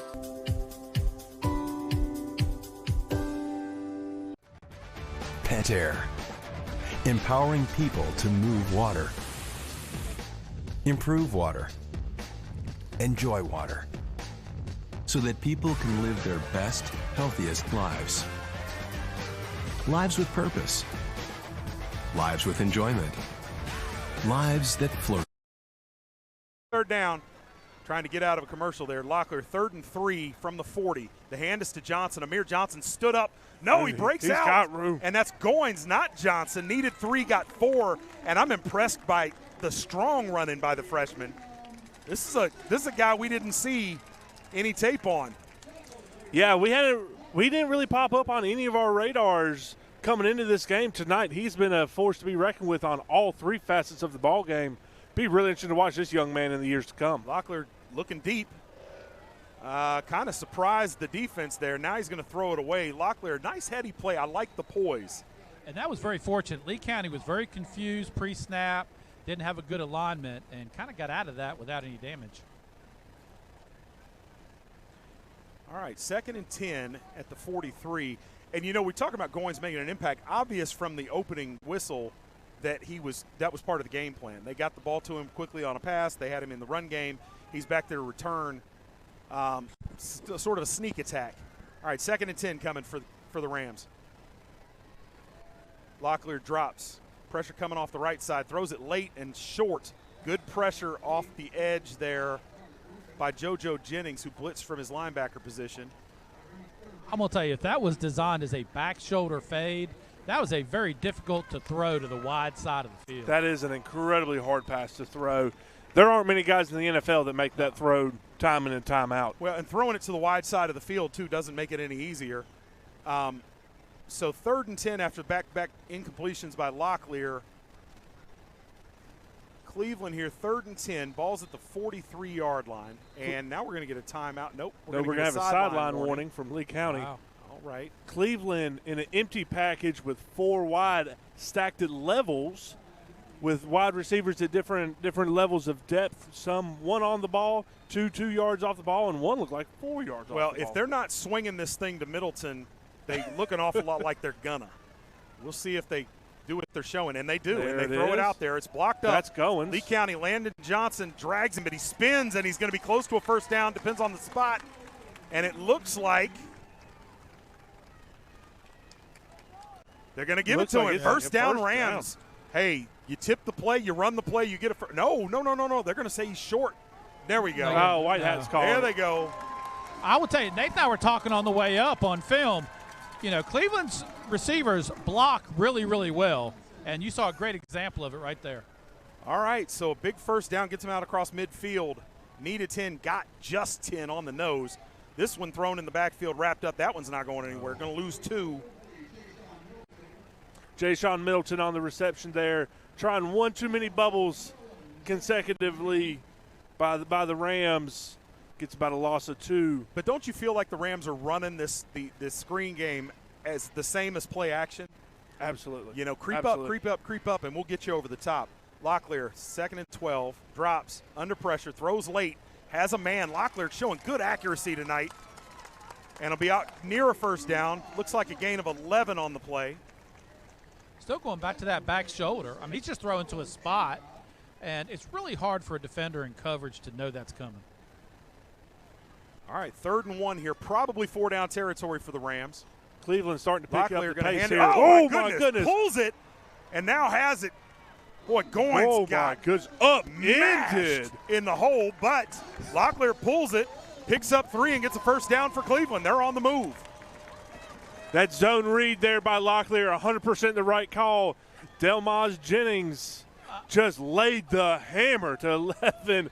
Goins, I thought he had the ball, and I thought there's no way he's holding on to it. All right, guys, be careful. Carlos Hancock on the top of the screen is limping, and he stays out on the field. Lee's confused a little bit. Locklear looking at him, trying to take a shot right at Hancock, who was limping. He's beat. And he got him. You got to get him out of there when he's obviously limping. We saw it. Cleveland saw it. The fans saw it. And Cleveland goes the distance. Number 3. 37 yards on the touchdown reception. Number 3, Jaden Moore on the reception. Puts the Rams up 13-10. Here's 7:24 left in the 3rd quarter. Carlos Hancock struggled to get across the field on that play, and everybody saw it, Locklear included, and they exploited it. Kick is up. It is good. Puts the Rams up 14-10. 7:24 left in the 3rd. All right, we'll take a quick break and be right back after these. Pentair. Empowering people to move water. Improve water. Enjoy water. So that people can live their best, healthiest lives. Lives with purpose. Lives with enjoyment. Lives that flourish. Lives with hope. Because at Pentair, we're not just about better water. We're about better life. Pentair, bringing water to life, for life. Welcome back to Clayton, North Carolina. Cleveland Rams just go up on the Yellow Jackets 14-10, 7:24 left in the 3rd. This is the NFHS Game of the Week, brought to you by Wilkinson Cadillac. They're on Highway 87 in Sanford, North Carolina. What a ball game we've had so far. This is the ball game that you expect from a 3A semifinal playoff. It's weird. It's in April. It's cold. Usually it's hot. Usually we're watching this in November, getting ready to go to Thanksgiving. What a ball game tonight so far. And very reminiscent of last year's ball game. Has the same level of excitement, intensity, big hits. Big fan groups here being very vocal, being proud of their team tonight. What an atmosphere. If you're not here, guys, we apologize. You're missing it. All right, Zaya had to kick off. First 2 kicks have gone to Tyreek McKendall, who's lined up the left side of the return team. And this is a short spinner. It's going to be fair caught. Oh, it's fallen on at the 30-yard line. That was dangerous there for a moment, but the return man able to fall on it. That was Lane Townsend. Good job of getting back on that. 7:23 to go in the 3rd quarter. A lot more fireworks in the second half than there were in the first. And this may come down to, who has the last shot. Lee County coming out showing doubles formation. They're very comfortable. JoJo Jennings there, tailback for the Yellow Jackets. Guys, look at this coverage. McKendall's on the wide side. There's no safety on that side. They're playing him straight up. A lot of movement. Wow, there's a lot of room for McKendall to run. Takes a snap, throwing it the other way. This is to Kenyon Palmer. Palmer takes it back inside and works his way, picks up about 4 on the play. I tell you what, anytime I see man coverage with no safety help to McKendall, I'd be tempted to throw it to 2. Well, the only thing is it's to the wide side of the field. That's that is a long 35-yard throw just to get to the sideline, which buys that corner a lot of time to recover. I hear you. Lee County line up, trips to the wide side again. Patterson hands to Jennings. Jennings gets about a yard on the carry. 3rd and 6 coming up for the Jackets.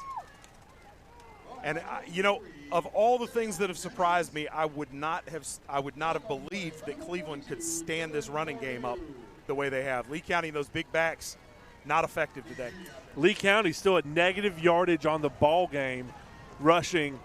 Not the Lee County that we're used to seeing. This Cleveland defensive line and linebacker core really making their presence known here tonight. I tell you, the Cleveland fan base making a lot of noise on this 3rd down. All right, Patterson needs to pull rabbit out of the hat. Low snap. He picks it up and now fumbles and picked up. Bad. No, it's down. Cleveland it's still ball down on the 22. He says he was throwing it. The referees disagree. Well, they're going to talk about it here. The officials are going to talk. And incomplete pass. Will Patterson. Whoa. Wow. What a play call. Wow. What a ref call to overturn that. Look. A fortuitous call by the officials for us. Wow. That ball, half a dozen people had their hands on it after Patterson dropped it. Makes 4th and 6 for the Yellow Jackets. Johnson back to punt. Whoa. Clock stop with 6:08 to go.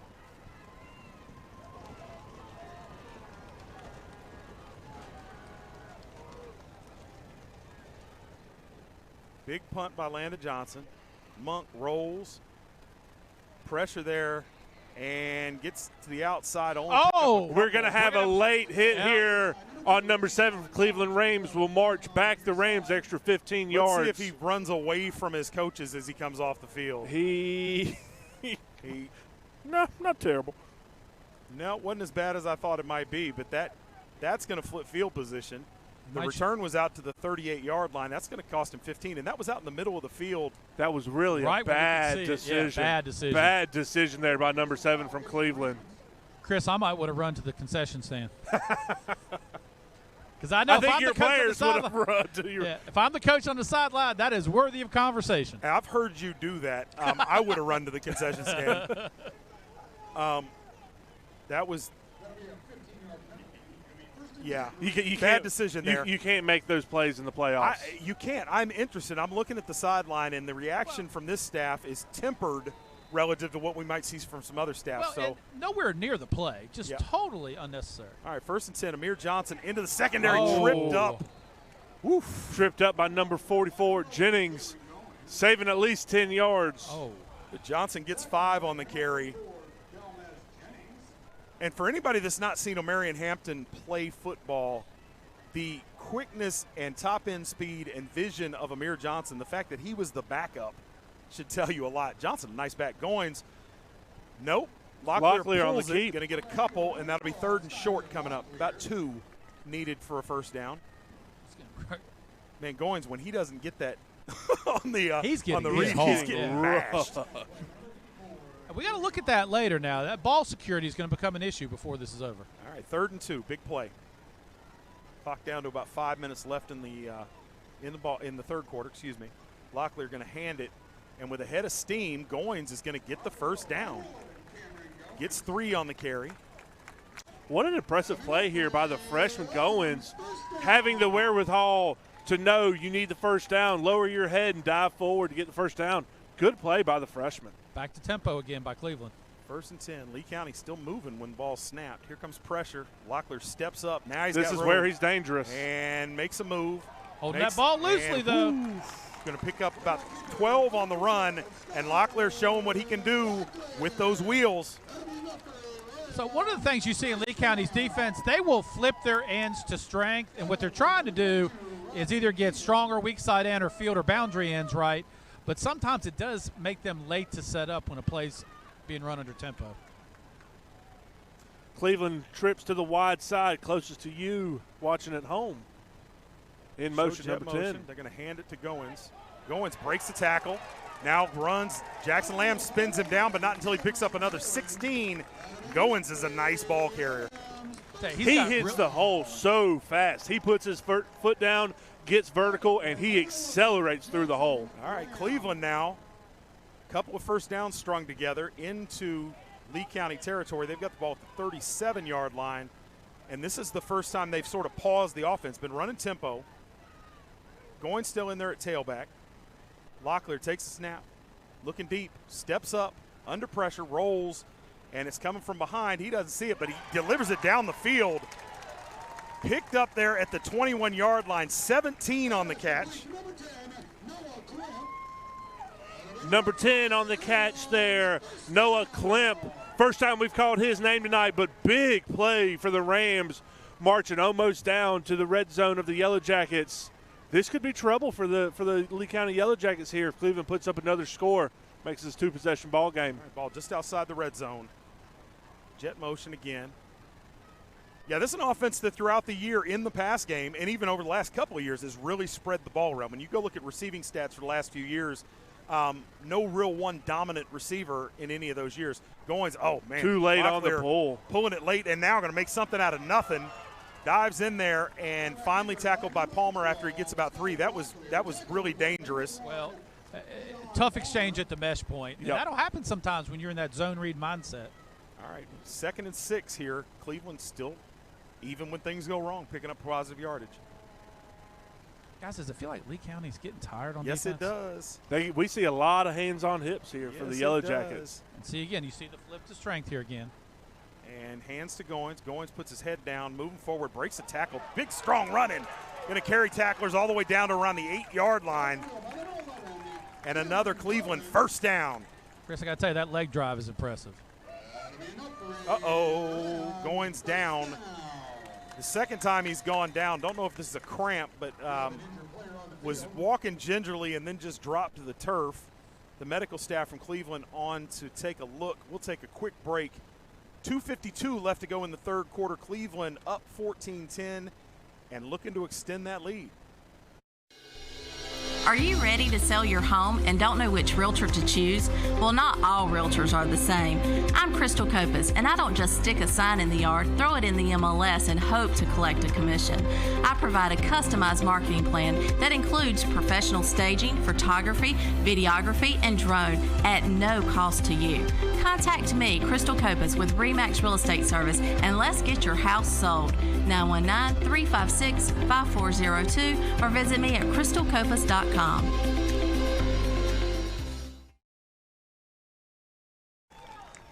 Welcome back here to Clayton, North Carolina. Cleveland High School taking on your Lee County Yellow Jackets. The Rams up 14-10, 2:52 left in the third. In the Yellow Jacket red zone here, Cleveland knocking on the door, trying to extend this to a two-possession ball game. This could be trouble for the Yellow Jackets. We're seeing a lot of hands on hips. Cleveland having all the momentum right now. Could be troublesome. Well, Lee County is a team that likes to rotate a lot of personnel, especially on the defensive line and in the secondary. And they've done that. They've had the luxury of being up big in a lot of games this year. They've got those number ones out there. They're playing more reps than they're accustomed to. Locklear from the gun, takes the snap, drops, looking down the field, and under pressure, runs past Landon Johnson. Now he's got room to run, and he's going to be in there. Touchdown! Skylar Locklear with the great athletic play. That individual effort, Locklear cuts it back up inside. Rob, you said if Cleveland gets a touchdown here, it could be problematic. They're up 10 with 2.5 to go, trying to make it 11. Talk about why you think this is particularly problematic in this game. Well, it's, Lee County they like to control things. They like to control the ball. You know, their run game is a big part of their normal success. And this is going to get them out of their comfort zone and force them to do things they just don't like to do. All right, so with that, the extra point is good. 21-10, 2:32 to go in the third quarter. Plenty of football, but all we've seen from Lee County on offense is a couple of big plays. They haven't been able to sustain anything, and they're running out of drives. You're only going to get the ball so many more times. So the question I have for you guys, Nate, you in particular, do you try to construct your game plan the rest of the way in an effort to get guys in position to make big plays, or do you go back and really try to assert yourself and sustain a drive? I would go for it would be interesting, and it would be a progressive decision through a series. I would probably come out and try to sustain a drive right off the bat. If we're not having some success with that, then I'd go for that big play option. At some point in time, Tyreek McKendall is going to have to get a shot downfield. I would try to come out. Still 2:32 left in the third. Plenty of time. You got timeouts. But you're right. Possessions will start playing a role here. I would try to sustain a drive. I'm Lee County, but I would not be afraid to jump out of it pretty quick. All right, first two times Cleveland kicked it deep. This last time they kicked a short spinner. McKendall and Smith are back for the Jackets. Both of them have kickoff returns for touchdowns this year. And if I'm Cleveland, I'm not going to give them a shot. And that's it's an another onside offsides. attempt, and that's a bad attempt. It's another offsides Well, by the Cleveland Rams. That was not a good attempt. It only went 3 yards. That is an interesting decision. That is a Cleveland. very interesting decision. I mean, if you think about this from a field position standpoint, Lee County's 20 yards from field goal range. A field goal makes it a one-score game. I get not kicking it deep, but you've got other options than giving up that much field position. I mean, if you can get it down there and spin it to the 35 or the 30, you know, that's 20, 25 yards farther downfield. And here's the thing, guys. I honestly think that you have just as much chance of recovering a muffed spinner down around the 35-yard line as you do recovering that more traditional onside kick. I would agree completely. And Rob and I coached on staffs previously where we had kickers that could place the ball, and we created a ton of turnovers off of ball placement. There's that spinner. Lane Townsend going to make the fair catch at the 34-yard line, and that's exactly what they did on the last one, and Lane put it on the ground. That time he catches it clean. The other thing about that is, you know, you practice during the day all the time.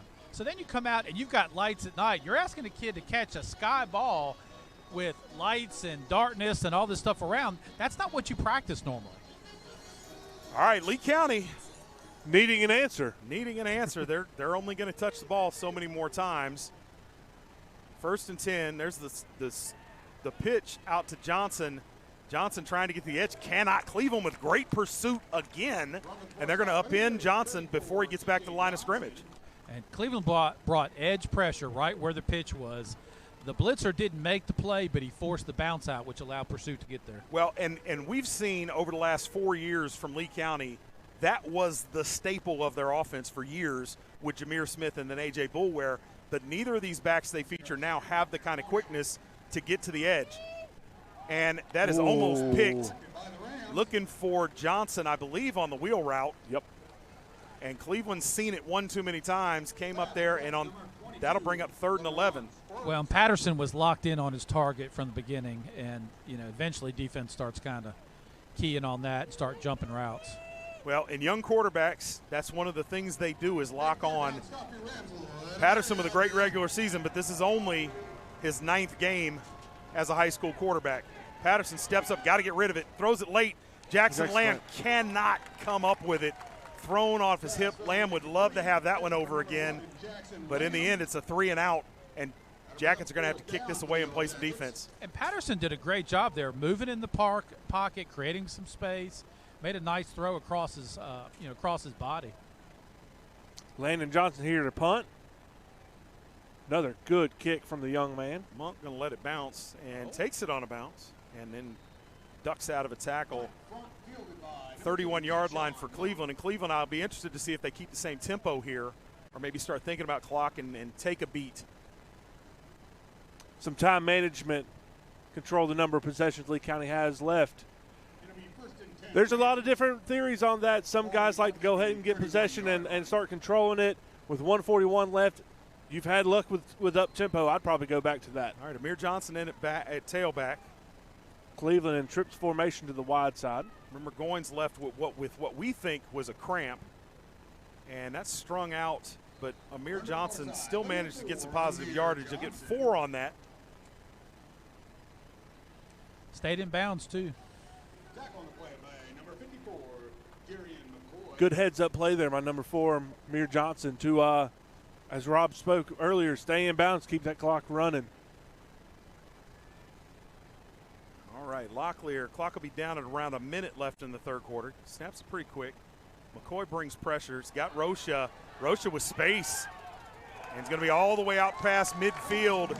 He'll get 22 on that before he's finally forced out of bounds. And Nathan, they love that levels concept with the quarterback rollout, and that's like the third time it's given them really positive yards. Absolutely. Lee County not sure if to go ahead and go after Locklear or stay back in the zone and give Locklear some green grass to run to. Hard play to defend there, Rob. What do you do? You come off the edge at him. All right, Locklear fakes, play action. Landon Johnson's there but runs past Locklear. Locklear will be spun and then stood up as he gets back to about the line of scrimmage. TJ Johnson comes and cleans it up. And you see, guys, these Lee County defenders getting up just a little bit more slowly every time, every play now as they're really starting. They've been leaned on, and they're accustomed to leaning on other teams. And we haven't been tracking time of possession here, but this Lee County defense, I feel like, has been on the ball field all night. Yes, sir. All right, 2nd and 10 for the Rams. Locklear to throw again, drops, throws it short, and it skips up there, 3rd and 10. Had his man. Just underthrew a little bit there by Locklear. Yeah, threw off his back foot a little bit. Didn't get what he wanted to. Lee was able to get, not full pressure, but just enough in the front, I think, to affect Locklear's release.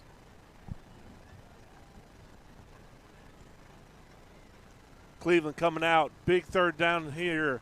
Comes out, trips to the wide side of the field. Pressure coming off the edge. Jump pass by Locklear. Oh! Boom. Amir Johnson taken down by JoJo Jennings for a loss of about a yard. 4th down for the Rams. The Lee County defense delivers as we go to double zeros in the 3rd quarter. We'll flip ends. Don't have to go far to do that. And we'll be back with the 4th quarter of this 3AA semifinal on the other side of the break. Pentair. Empowering people to move water. Improve water. Enjoy water. So that people can live their best, healthiest lives. Lives with purpose. Lives with enjoyment. Lives that flourish. Lives with hope. Because at Pentair, we're not just about better water. We're about better life. Pentair, bringing water to life, for life. All right, welcome back. Welcome back to the NFHS Game of the Week. Having a conversation during the break. Cleveland hasn't lined up in a traditional punt formation yet tonight. Now a 4th and 10 at the 45 with 12 minutes of football left to go. Do you consider a fake if you're Cleveland and put faith in your defense? I'm not sure you don't, given the way that defense is played. Or do you line up and quick kick it again? And Locklear's on the field. Nope, now he comes off. So they're going to line up in a regular punt formation. They're going to run Stephen Elliott out, who is capable of running a fake here. And here comes pressure from Lee County. McCoy almost gets there. We're going to get a flag. And is going to get a penalty on that plant leg, and that's going to be a turnover. McCoy pleading his case, and a flag at the end of the play over on the sideline. Okay, this is going to be interesting. This is going to be. So the Zebra crew going to talk about this. Is the flag on both on Lee County? We know the one down about the 50-yard line is on the far side of the field. I didn't see it, but the referee hit number 3 Eli Garrison with the flag. So I don't know if that's who they were throwing it on or not, but it actually struck the young man. Well, it looked like the Cleveland players tried to get to one of their guys, who was John, but I don't know if that was in response to something that a Lee County player did on the sideline, and if they Roughing the kicker. There's going to be personal fouls both ways. The roughing the kicker, you would think, is going to be a first down for Cleveland, and then a dead ball personal foul that'll back them up 15. So they should start this drive 1st and 10 right at the 50-yard line. All right, let's see if you ciphered that correctly. And one way or the other, that's a tough break for Lee County. McCoy within a foot or so of getting to that punt, and it's a pretty ginger roughing the kicker call, but that's the plant leg, and you've got to player safety. Yep. It's the right call. That is it's just 100% the right break. call.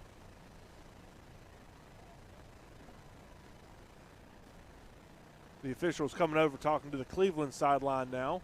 So does this offset, Nathan? No, I don't think so, because the dead ball penalty.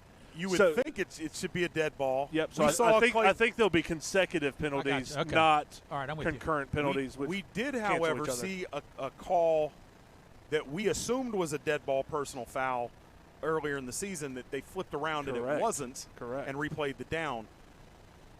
I don't know what they're going to do here. Well, it looks like the Lee County defense is on the field, so Lee County thinks it's first down. Or I guess it could be another punt. Could be replayed conceivably, but it doesn't look. Lee County thinks that it's first down Cleveland. This will be an interesting. This could be a really big moment of this ball game tonight. I think it was.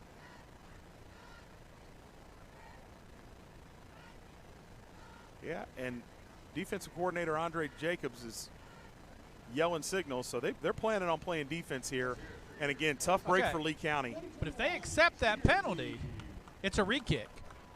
Then you have the dead ball, so the re-kick would be from a different spot.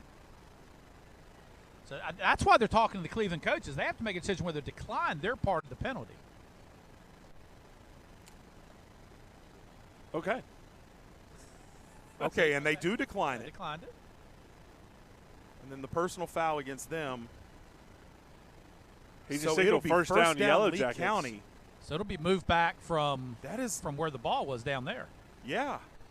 Wow. That is an obscure. I don't have got any. one right. Now, here's the deal.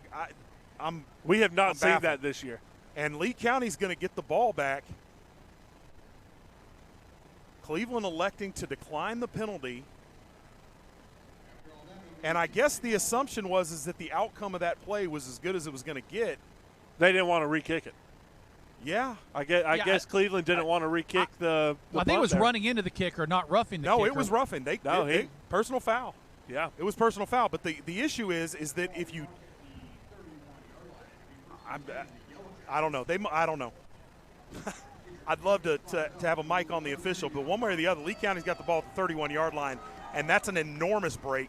They've got a full quarter of play. They need 2 scores. Oh, that ball's tipped in the air. That was dangerous. Looking for McKindle on the slant. Patterson sort of sidearmed it and banked it off of somebody. Going to that RPO well maybe one too many times on that slant route. Well, I tell you what, if that ball wasn't deflected and got to McKindle, McKindle had some room to do something. All right, 2nd and 10. Lee County needs a big play. Lee County line up in a doubles formation here. The so familiar doubles formation. All right, Patterson, snap is low, but he gets it out. Another deflected. And that's a pick. Picked. 2 consecutive deflected passes, and Patterson with only his 2nd interception of the season, and it's a gigantic one.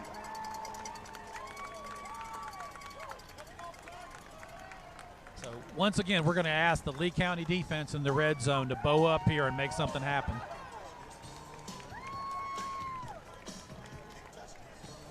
Cleveland taking over about the 23-yard line of the Lee County Yellow Jackets.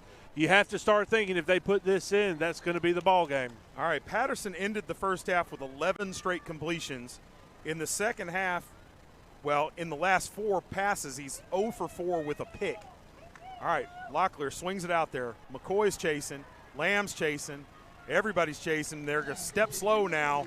Forced out of bounds at about the 14-yard line. 2nd and short coming up.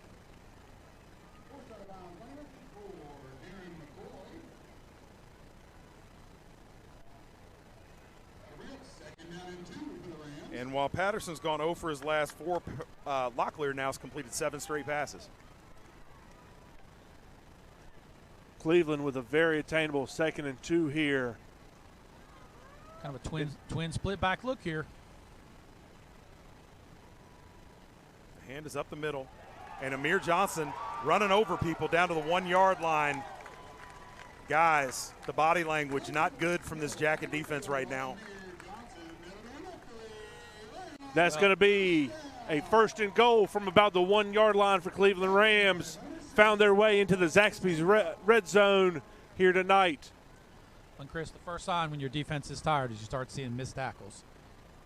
That you start grabbing instead of lowering your shoulder. All right. Locklear taking his time here. Ball spotted around the 2. He's going to hand to Goins. Goins stood up, not going to get it. 2nd and goal coming up. Good stop there by the Yellow Jackets. All right, Lee County with a player whose helmet popped off. They're going to have to run on a defensive lineman to replace him. Number 50, Aiden Roney, getting called off for a penalty for a helmet coming off. I think that's a dumb rule. I think it is too. I think I was that's getting a ready dumb to rule. ask you. All right, 2nd and goal here. Lee County needs a stop. Lee County. Oh, they can't have 2 guys moving. Cleveland with late motion. Everybody's set now. Lee County still moving around and swarmed and not going to get in there. Oh, no, they give it a late call. Side judge. So, Nathan, how is that not illegal motion? I do believe that should be an illegal motion. You cannot have 2 men in motion once they are set. Cleveland did there. Nonetheless, they put it in for 6. That puts them up 27-10. 10:25 left. All right, so this is an interesting call. So conventional wisdom is you go for 2 here to get a 19-point lead because it makes you a 3-possession game. I can understand your math there. Cleveland seeming to having trouble getting special teams in. All right, so Cleveland up 27-10 with 10:25 to go, looking for the extra point here to stretch that lead out a little bit. Kick is up. It's good.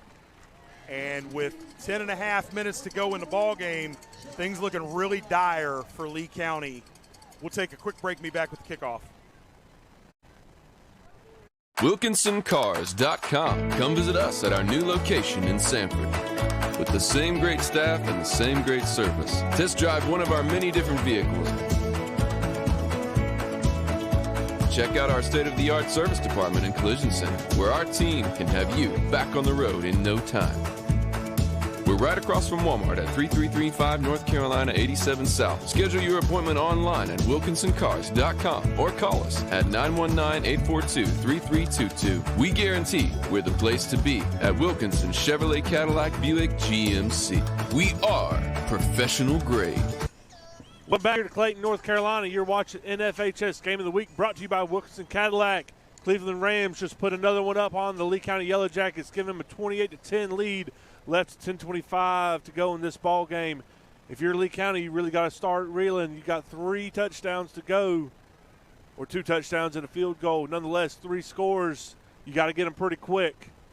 Yellow Jackets in trouble. Cleveland Rams really controlled this ball game tonight so far. Yeah, they really have. And you know, of all the sort of scenarios and circumstances I played out, looking at tape, looking at highlights, looking at stats, looking at history, looking at trends, I didn't think they could dominate Lee County up front the way they have. And hats off to the Rams, this coaching staff, and these players. They really have dominated the line of scrimmage. Tyreek McKendall making a big play in the return game. He's all the way out to the 48-yard line where Lee County will take up shop.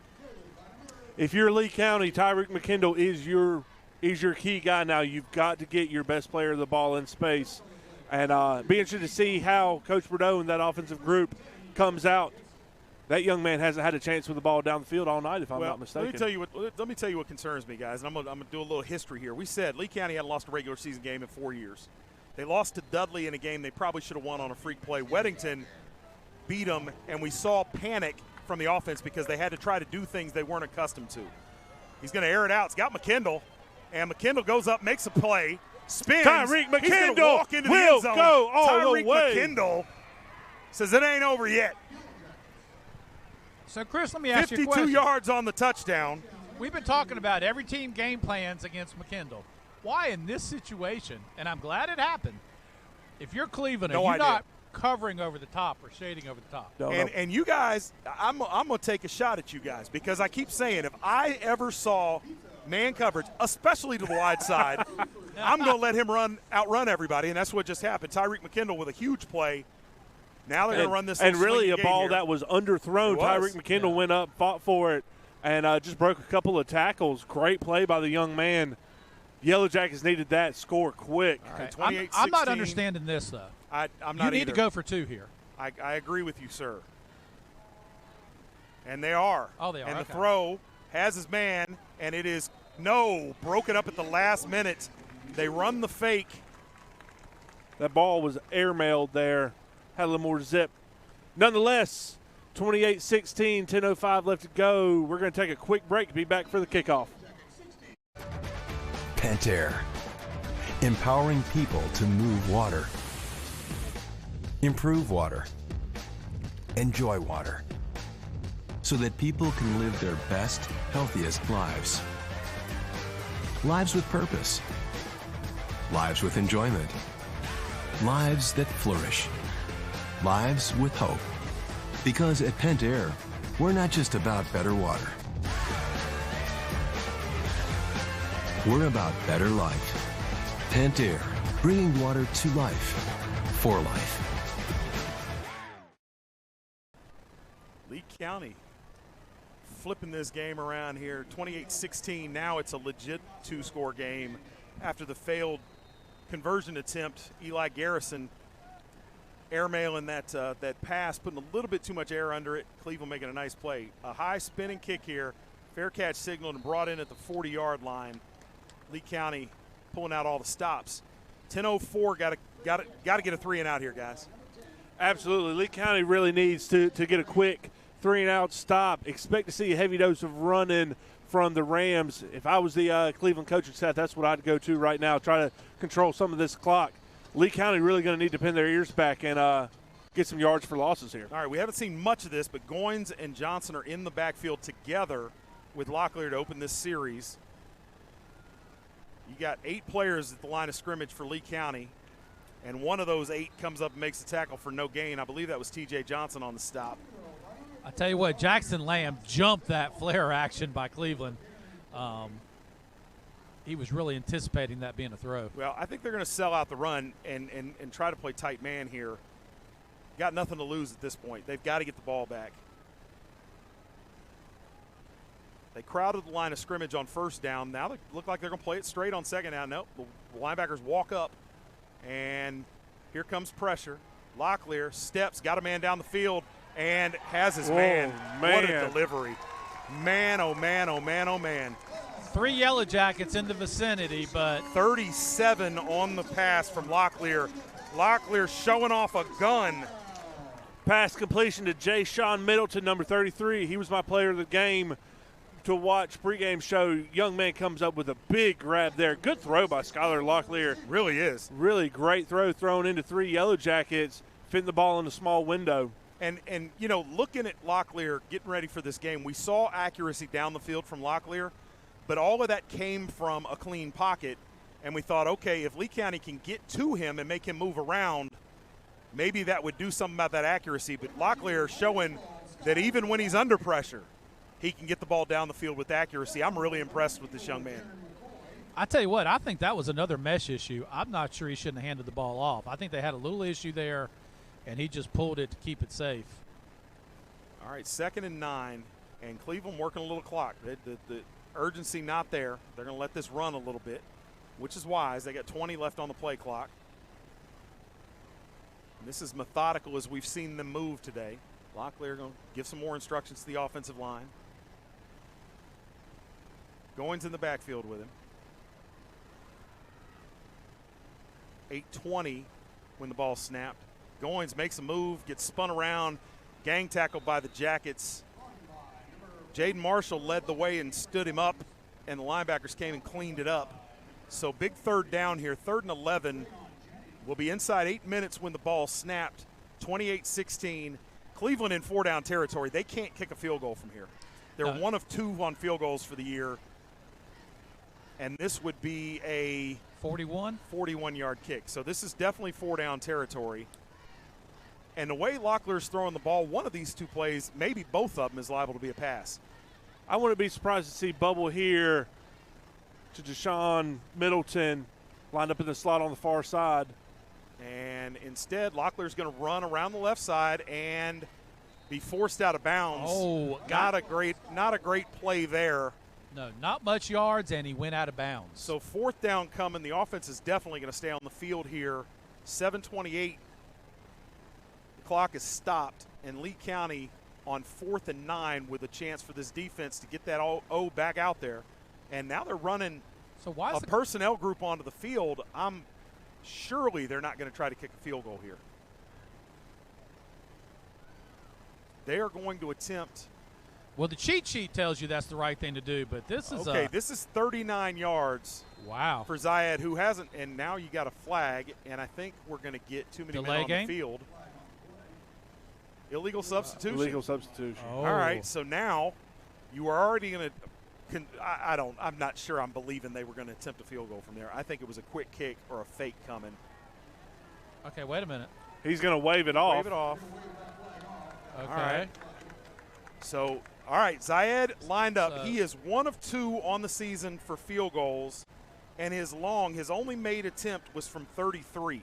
This makes it a 15-point The hold is down. game. The kick is up. That's a nice attempt. That's a booming kick. And that's it is good. And it is good. Wow. So that just made it a 15-point ball game, gentlemen. Well, remember when you were so adamant about going for 2 down on the other end? That's why you don't chase points early. Well, we have this cool little cheat sheet that we use. And all right, we're going to stay right here as we go to the kickoff, but Cleveland pulling a rabbit out of the hat. Zayed comes in and stands it up from 40 and is like, no problem, I got this. And had plenty of room extra on that He kick. boomed it. That kick was a booming kick from the young man. All of our scouting ahead of time said Cleveland did not kick field goals. They weren't comfortable doing it. Turns out we were wrong. Yeah, just haven't had to. Just haven't had to. All right, so that's 31-16, 7.5 to go in the ball game. So Cleveland kicked deep last time. McKendall had a run out to the 48-yard line. Do they take that shot again, or you think they sky kick it, Chris? Oh, there's no chance they give it to McKendall. This will be something other than a traditional kickoff. No chance. I mean, if Lee County's relying on the big play for a touchdown, it's as likely that you're going to make a big play from your own 40 as it is from your own 20. I don't know that the field position does a whole lot. If Lee County's going to sustain a drive, they're going to run the clock out. There's no chance I give 2 a chance to beat me in this instance. But what do I know? And there it is. The spinner, Lane Townsend for the 3rd time in a row, signals fair catch, going to take it in at about the 30-yard line. Lee County going to have to score twice here in 7.5 minutes. We've seen him do it. Well, we've seen him do it. I tell you on that, McKendall was coming up fast. If I were he, I might have waved that off, told his teammate I'd get it. I do think there was some discussion after the reception there by Lane Townsend. I think Tyreek McKendall got in his ear a little bit about, young man, I was getting ready to grab that one. Nonetheless, Lee County lining up in a doubles formation. All right, we saw the bomb to McKendall last time. Patterson drops, got a little bit of time, needs to get rid of it. Got to get it out of there. Fumble. You've got to get the Cleveland ball out of there. Is going into the end zone. Cleveland probably just punched their ticket to the Eastern Conference Final. That's a touchdown by number 40, Trey Richmond, the senior defensive end, coming in on the season with 42 tackles. Been a force to be reckoned with tonight. And didn't cause the fumble, but he scooped it and scored it. For the first time all night, Cleveland only rushed 3. And Patterson didn't know what to do with all that time. Well, what it did is it like when Lee County does it, it just takes those lanes away, those passing lanes you're used to seeing, and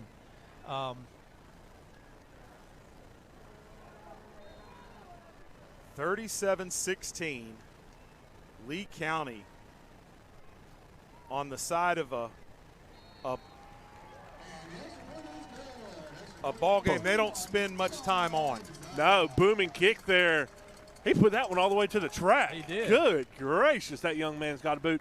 Nonetheless, that puts us Cleveland 38, Lee County 16, 7:14 left to go. We staying here, gentlemen? Let's take a break. Let's take a break. All right, we'll be back take on the a other quick side break. of the break. You're watching the NFHS coverage of the 3AA Eastern semifinal. Something big is coming. Something so big, it'll change the world of chicken sandwiches. Zaxby's new signature sandwich with Zax sauce or new spicy Zax sauce. Because the chicken sandwich war ain't over yet. The new signature sandwich. All the other little sandwiches can run along. We'll take it from here.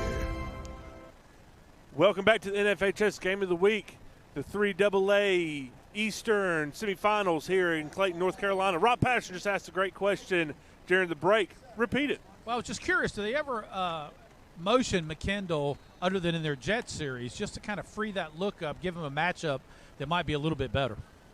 Not a lot. But here's the other thing, and you called it. Well, Lane, there was a little bit of confusion there. And yeah, that was not a fair catch. Lane so Townsend forgot that he hadn't fair caught it there for a second, deked him. Be 42-yard line, 1st and 10 for Lee County. Here's the thing, is that what we've seen is a lot of games in route combinations with Palmer over the last 6 weeks where they've expanded what they do with Palmer to run a different combination of routes to get him open. Generally with McKendall, we see him run down the field or run the slant or the tunnel, and we don't see a lot of other routes from him. The other routes that they run have been to Palmer, who hasn't done anything tonight, and to Jackson Lamb and Eli Garrison. So a long answer to a pretty simple question. As the pass is complete, they're going to pick up a couple on 1st down. So you can expect to see Cleveland in a too-high look, drop in the corners where it's almost going to morph towards true cover 4, and they're going to force Lee County to do what they just did, beat them underneath. And by beating them underneath, it will just eat up clock. Play after play after play. Because Lee County not a team that usually plays very fast. Now Patterson drops, pressure coming, going down the field, looking for Palmer, is picked again. Oh my goodness. And too late with the throw there. The safety read it perfectly. Big interception by number 6, Stephen Elliott. Elliott doing all kinds of things for this team. He's the punter. He's a holder on special on the field goal unit. And coming over to seal Lee County's fate there with the pick, Patterson, who threw 1 interception through 8 games this year, 2 tonight. And you can probably warm the bus up, guys. Absolutely. Lee County defense coming out for what seems to be the millionth series of the night tonight.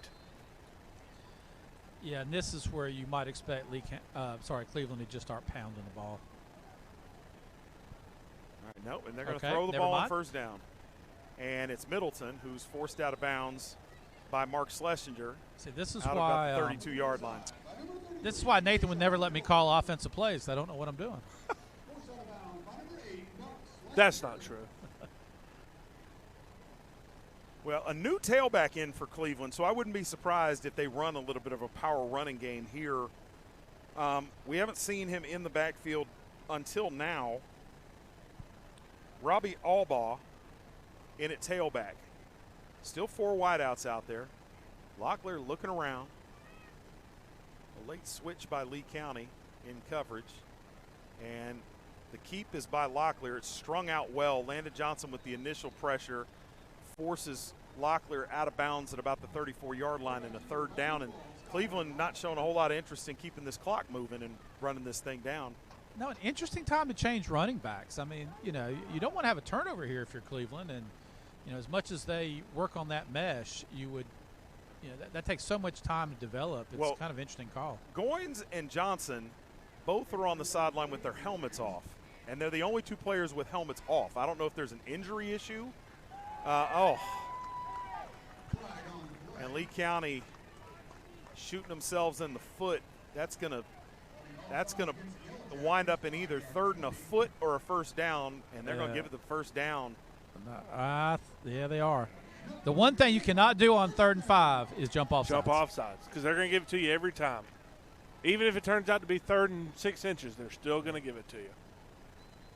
Well, and the sideline marker's certainly not official, but it looked like it was about 5.5 yards. But you're right, they get the 1st down there. 6:18 to go in the ball game. Albaugh with the carry, strung out. JoJo Jennings comes up and tackles him for a loss, but that'll keep this clock running. And up 22, Cleveland will just watch those seconds tick away. So it looks like Cleveland gets their vindication from last year. Oh, yeah. And I got to be honest with you, minus Hampton, I wasn't sure where the offense was going to come from. And frankly, it came from some places I didn't expect, starting with Goins and Locklear's ability to throw the ball down the field under pressure. Lee County's been in his face and had him rolling, but he hasn't missed a beat. He's calm, cool, collected, and just stands in there and delivers the ball down the field. And this man covered, and there he does it again, and out of bounds at the 30-yard line after a pickup of 30. You know, Chris, I agree with everything you just said, but I keep coming back to the dominance of the Cleveland defense tonight. Yeah. I mean, I have never in my life seen Lee County's offense just as ineffective as they were tonight. I was just counting the stats up while y'all were talking. Lee County for the night is negative 28 yards rushing. Wow. When was the last time we saw Lee County not have at least 70 yards rushing on a ball game?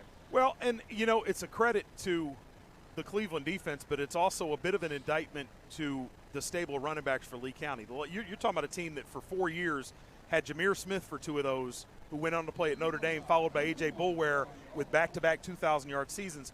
Those guys, if you missed a tackle, they could gash you and get deep. Now, these are great backs here at Lee County, but they're big backs who are going to pound you and thump you, and if you can stand them up, they're not going to hurt you, and you can kind of play downhill because you don't have to worry about them taking it to the house, you know, all that often.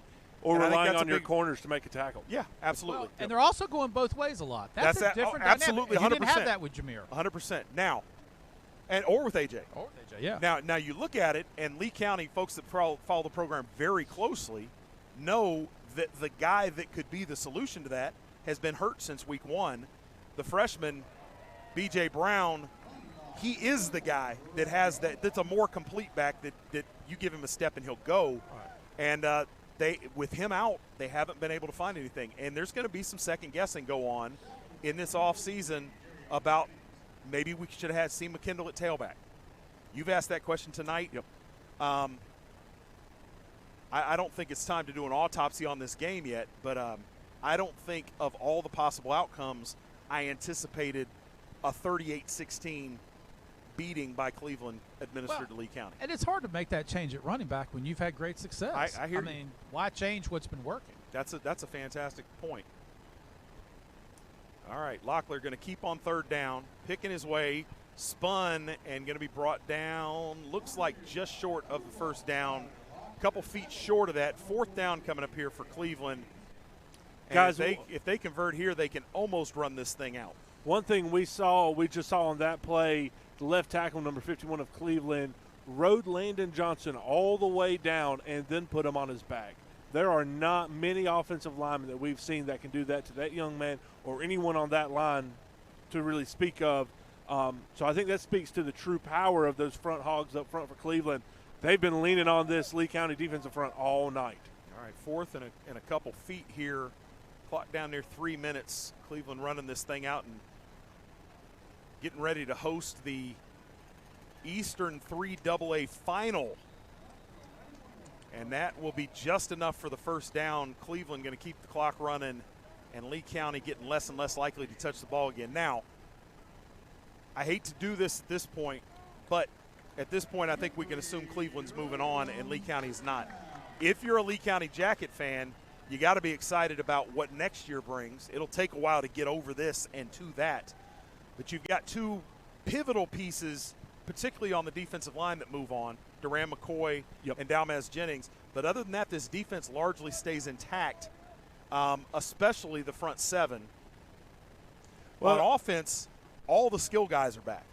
I will say, you talked about this one will take a little while to get over. They don't have long, though. That's true. Summer ball starts in about a month and 2 weeks. That's true. We're getting ready to roll right into the fall 2021 football season. I was just talking to a fan up here during halftime. Looks like this could become a tradition of Cleveland Lee County in the playoffs. It looks like it's really adding up to where that could be a real situation. Well, let's keep one thing in mind, though. This conference changes a lot. You beat me to it. You beat me to it. Now, I do want to – we'll do it in the post game, but I want to talk about that conference as you know, the Tri-County 6 goes away forever.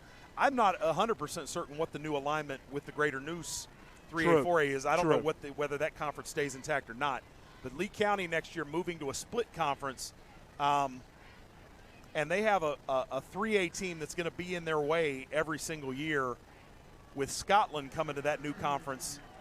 And those are two pretty doggone good 3A teams that are going to have to play each other for that automatic spot every day. Alba, the fake, nope. Locklear going to keep it dragged down back at the 24, third down coming up. A couple more plays here from Cleveland, and we can turn out the lights. So let's go ahead and talk about the conference. Lee County goes to a new conference next year. Pinecrest, Richmond, and Hoke are the 4A teams coming in. We'll take a break. Let's take a break. You're watching the very tail end of the 3A Eastern Conference semifinal. We'll be back with the conclusion after this break. Are you ready to sell your home and don't know which realtor to choose? Well, not all realtors are the same. I'm Crystal Copas, and I don't just stick a sign in the yard, throw it in the MLS, and hope to collect a commission. I provide a customized marketing plan that includes professional staging, photography, videography, and drone at no cost to you. Contact me, Crystal Copas, with RE/MAX Real Estate Service, and let's get your house sold. 919-356-5402 or visit me at crystalcopas.com.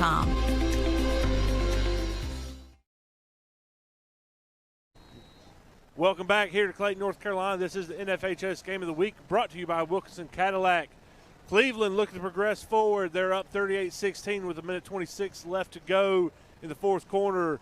Cleveland going to be taking on and hosting the winner of West Brunswick-Clayton, correct? Yes, sir. Yes, sir. So very easy. Could be a rematch of a game earlier this year for Cleveland-Clayton. West Brunswick making that drive all the way in from Charlotte, North Carolina, down on the coast. That could be a factor for this ball game as well. Well, it could be. And, you know, last year Cleveland had to come to Lee County, and Lee County got out of there with the win this time. Welcome back here to Clayton, North Carolina. This is the NFHS Game of the Week, brought to you by Wilkinson Cadillac. Cleveland looking to progress forward. They're up 38-16 with 1:26 left to go in the fourth quarter. Cleveland going to be taking on and hosting the winner of West Brunswick-Clayton, correct? Yes, sir. Yes, sir. So very easy. Could be a rematch of a game earlier this year for Cleveland-Clayton. West Brunswick making that drive all the way in from Charlotte, North Carolina, down on the coast. That could be a factor for this ball game as well. Well, it could be. And, you know, last year Cleveland had to come to Lee County, and Lee County got out of there with the win this time. Lee County returns the favor, drives up here to Clayton. You know, probably not that big a deal, but you're still not home cooking. You're on the road.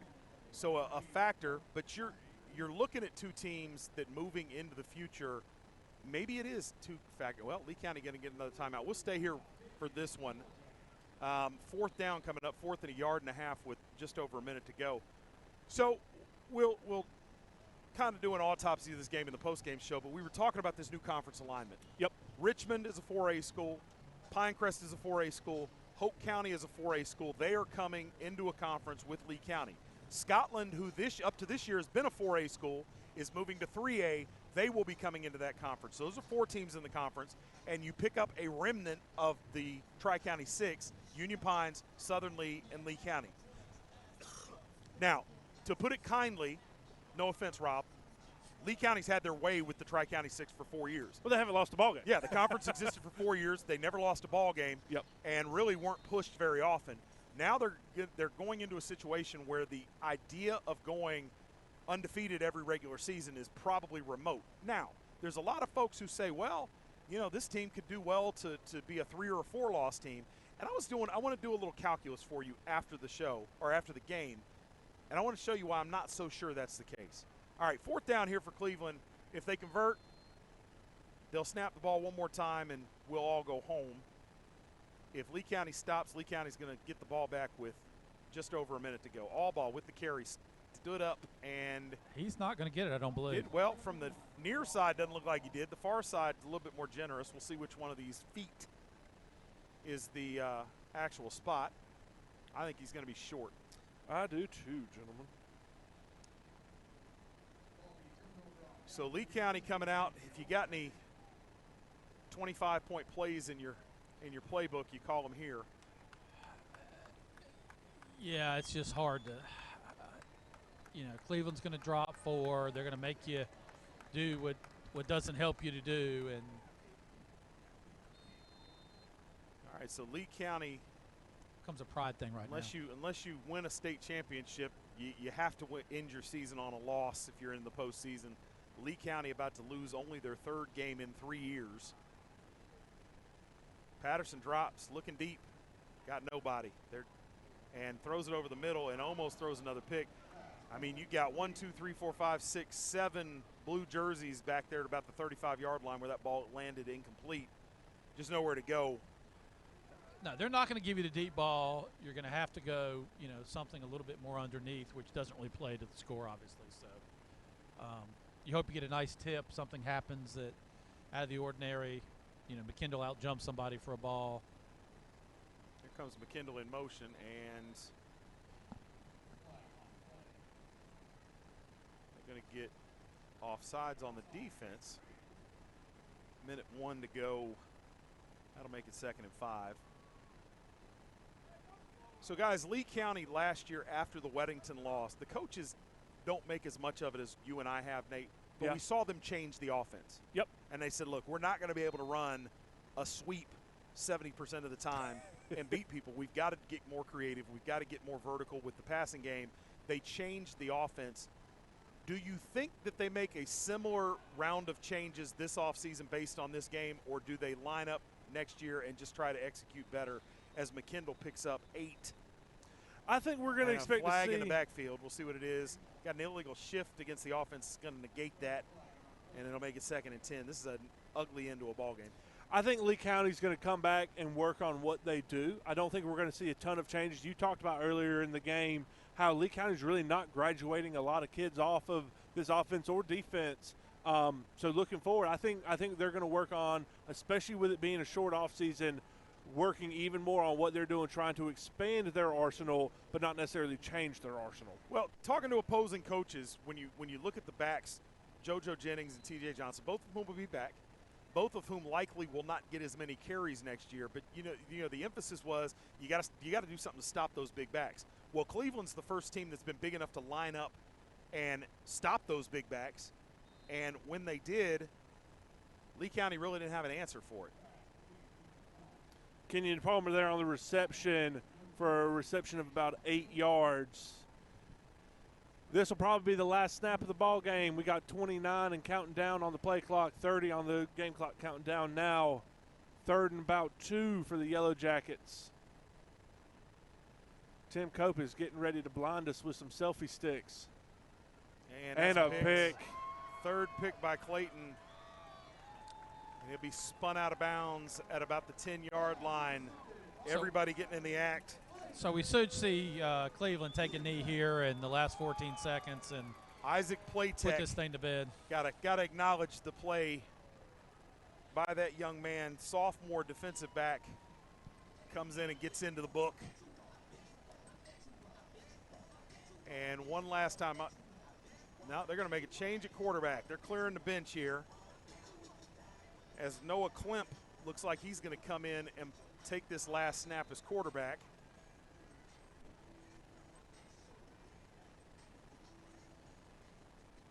Cleveland run a man on late, and the snap, and he'll run it down, and that's going to do it. That'll take us to double zeros. Your final score, 38-16. Cleveland moves on, but I don't think anybody saw a 3-touchdown difference between these two teams on tape. Cleveland, great game, and they've earned this. That's all I have to say. All right, we'll take a break. We'll be back on the other side with the postgame show.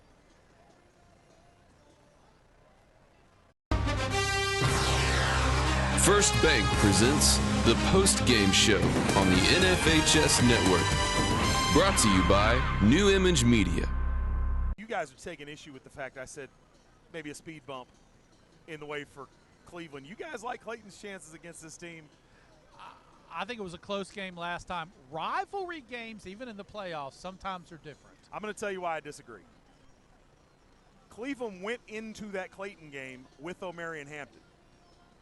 True. They had to adjust and change their game plan completely on the fly. This team obviously has rallied without Hampton, and they're playing a different type of ball game, a different type of offense, and it's now Skylar Locklear-centric instead of Omarion Hampton-centric. And I'm going to tell you what, they're going to be a tough out.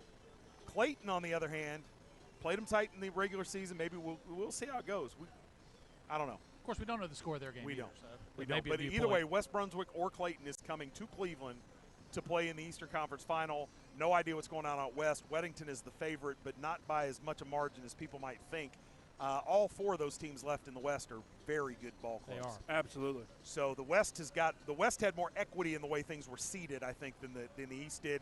And to be honest, Cleveland earned this, but we agreed this should have been the Eastern Conference Final. I'm not going to criticize the High School Athletic Association for the way it was done. There's been enough criticism go around. They had to do We don't need to add well, on. here's the thing: is they had to do it a way, and they weren't ever going to make everybody happy. So they did what they did. They said what they were going to do. They committed to it, and they did it. We weren't happy with the results in the East. The West didn't have as much to complain about. So it just is what it is. But that I don't think if this was a one-score game, maybe you say, well, was it fair that Lee County had to go on the road and do that? Well, who cares? They get lost by 3 touchdowns up here. Decisive. And Cleveland, in every aspect of the game, was the better team tonight. So good for Cleveland. The Rams with an impressive showing, and we wish them the best moving on. Lee County, we talked about Cleveland just dominating this ball game tonight. Lee County coming in to finish the night at negative 28 rushing yards. We talked about how strong Lee County rushing has been, how they established that run, which opens up the pass over the top, moving down the road, to end up the night at negative rushing yards. It's unheard of. We don't ever see a team that can stop Lee County like this. And I truly believe that comes down to offensive defensive line play. This Cleveland front just completely dominated the Yellow Jackets tonight. Going into the season, people talked about this Yellow Jacket offensive line, see if they could handle it or not. All year they took care of business and took care of business decisively. Tonight they met their match. This Cleveland Ram defensive front and linebacker core really just took away one facet of an offense. Rob, do you think that was more attributable to Cleveland winning one-on-one matchups, or was it a scheme issue? Because I have a strong opinion, but I'm interested to hear you're more informed. I think it was as much scheme as winning one-on-ones. I think the pressure that Cleveland put on, they had a lot of pre-snap movement, which Lee County does on their defense as well, but a lot of edge pressure. They rolled man a lot and sent guys off the edge. They did a lot of internal stunts, and that works in offensive line. So I think that scheme, and also maybe the speed of Cleveland off the edge, I think maybe caught Lee County by surprise. I think that's the key, was the speed off of the edge, because neither Johnson nor Jennings could get going. And the speed came off the edge, and they seemed to disguise it well until right up to the snap, and Lee County wasn't able to pick it up. What do you do? What do you do? In Lee County, that's another thing, too, I think that probably played a factor that the coaching staff will look at in the offseason. Lee County, a team normally rotates about 10 offensive linemen through there. They have 8 really starters that they would call them that they rotate through, and we saw pretty much the same group all night, and I think they got worn down. On defense, it's indisputable. That defense got worn out. Absolutely. And as much as it was the Cleveland offense, it was the fact that Lee County couldn't stay on the field on offense, and you can only take so many snaps before you wear out. And we saw guys on that defensive front get neutralized because they were a step slow that we've not seen neutralized in years. Yep. So great win all around for Cleveland. Cleveland gets vindication. They get revenge, and now, going into next year, I'd love to see these guys schedule a preseason game, to be honest. I doubt it's going to happen. And if not, maybe they get to one another in the postseason. So let's talk real quickly. We haven't gotten Rob's opinion with regard to this new conference alignment. Now, we said Pinecrest, Richmond, Hoke are 4A teams coming into the conference. Scotland is currently a 4A team. They're dropping down to 3A. And then you have the 3A squads, Union Pine, Southern Lee, and Lee County, that make up the 7 in this conference. Now, in years gone by, Scotland has been a powerhouse. Yep. They've come back to earth a little bit, but they're still a really quality ball club, one of the best 3A programs in the state. Richmond is one of the best 4A teams in the state, but they're one of the best teams across all conferences or all classifications. Pinecrest, really good program down there with Coach Chris Metzger, one of the best coach teams you ever want to see, that run an offense that nobody can seem to stop because nobody else runs it as well as they do. And then Hoke County, who in any given year with all those military dependents down there, can show up and beat anybody. So Lee County's got their work cut out for them. But a lot of people have said, well, Lee County going into this, I don't even know if they can beat Scotland. do some calculus for you real quick. Scotland, early in the season, got blown out by New Bern. New Bern got blown out by J.H. Rose, and Lee County went up there and handled J.H. Rose. Now, I know when you play this and you play that, you play that, but that's a couple degrees of calculus. I just want to tell you, I'm not certain at this point. I think Lee County is doing enough in the weight room. I think they're doing enough outside of the practice field that their athletes are big enough, and it's a pipeline now with the not even just to the junior highs. It's from the youth program up, where they're identifying these young men in second and third and fourth grade, and by the time they get into junior high, they know that guy's on his way up through the system. I think Lee County can play with these teams. I really do. Now, do I expect them to run the table and win the conference outright every year? Absolutely not. No. But I don't suspect that they're going to be a middle-of-the-road football team all of a sudden and be playing, 7-4. I do expect some really great ball games. We're excited about the opportunity to cover those games. Not necessarily excited about the opportunity to travel to Scotland and Richmond County, but that's it. But, Rob, give us your unedited feelings about this new conference alignment. Well, let me tell you one of the challenges. When you talk about Scotland and Richmond, one high school in the county, they've each got freshmen, JV, varsity. So does Pinecrest. So many more kids in the program, so many more kids learning what you do and how you do it from a young age all the way up. So, Lee, Southern, Union Pines, they don't have that, Hoke even, they don't quite have that advantage. So it's a little bit of an unfair playing field just by that piece of the puzzle. I mean, conventional wisdom would tell you Richmond's one of the best teams in the state. Scotland just has athletes everywhere. You mentioned Pinecrest. Hoke theoretically is maybe a middle-of-the-road team. And obviously, Union Pines and Southern have the biggest climb. Smaller programs, smaller numbers, more of our guys go both ways. That's the other piece of the puzzle. So when Scotland practices, okay, they have their offensive guys practice for 2 hours, their defensive guys practice for 2 hours. When Union Pines and Southern practices, our guys are going both ways. We're getting half the practice time. So it's this combination of things that just really increases your challenge. Well, not just half the practice time, but when you get into the third and the fourth quarter, those kids that are playing both ways are a step slower, whereas you're playing Pinecrest where they have 11 guys on offense, 11 guys on defense, and most of those guys don't even play special teams. Oh, absolutely. Well, guys, that's something we saw tonight with Lee County 100%. that we're not used to seeing. 100%. Usually they're up and they can rotate guys so their two-way guys can rest. We saw that be a huge factor tonight in this third and fourth quarter 100%. here against Cleveland. Yes, and for perspective, you talked about how much bigger those schools are. Pinecrest is almost exactly twice the enrollment as Southern Lee. Southern Lee is not just a medium-sized 3A school. They're a small 3A school. Union Pines is a middle-of-the-road sized 3A school. Lee County's a bigger 3A school. They are. They've got less of a disadvantage. But I think the huge disparity, and if we're talking about ways that this Lee County staff is probably going to have to adjust what they do, I think they've really got to commit to having guys play one way. Absolutely. With just a couple of exceptions. Now, we don't see a lot of it now, but I think even the guys that are playing two ways, they need to really figure out how to limit their snaps on one side of the ball or the other. Yeah, I agree 100%. That's going to be an interesting dynamic to see moving forward. That's one advantage Lee County has. We talked about multiple times. They're not graduating a whole lot of guys. They have an entire offseason really with guys with experience on both sides of the ball. So someone like TJ can say, okay, now you're defense. You only practice defense. Here you are. Well, that's true. And the other thing about this young Lee County team is that we lost a lot of marquee guys from that Lee County program this last year. You don't have 3A teams that have 3 guys leave and go to Division I programs. They got another half dozen that are playing at small schools. So last year, with the names that everybody in the state knew, with Des Evans, Jaden Chalmers, DeAndre Prince, those are D1 guys. You lose those from the program. There was concern that there might be a step back. But then this junior class that's in here, we knew they were going to be good, but they were a lot better than we even thought they might be. Yep. And I think that coming into the season, there were some low expectations maybe for Lee County relative to being in a state championship game, but they were so dominant so fast, and especially with Will Patterson getting so much better so much faster, people got stars in their eyes and said maybe this is a championship team. And to be honest, maybe they could have been. You take this game and change some things around, maybe it goes a little bit differently. But once we get past the disappointment in Lee County, the future is ultra bright for next year with this junior class that is becoming seniors, led by TJ Johnson, Will Patterson will be back with a season under his belt. You talked about it earlier, Rob, with Skylar Locklear last year as a sophomore quarterback. All those reps showed when you get into that junior season. Well, Will Patterson's going to make that leap with a season under his belt. Next year should be that much better, and you think they'll expand what they do on offense. Little complicated in bringing a passer along with all the COVID restrictions, because theoretically Will Patterson had been the heir apparent for the quarterback position for years.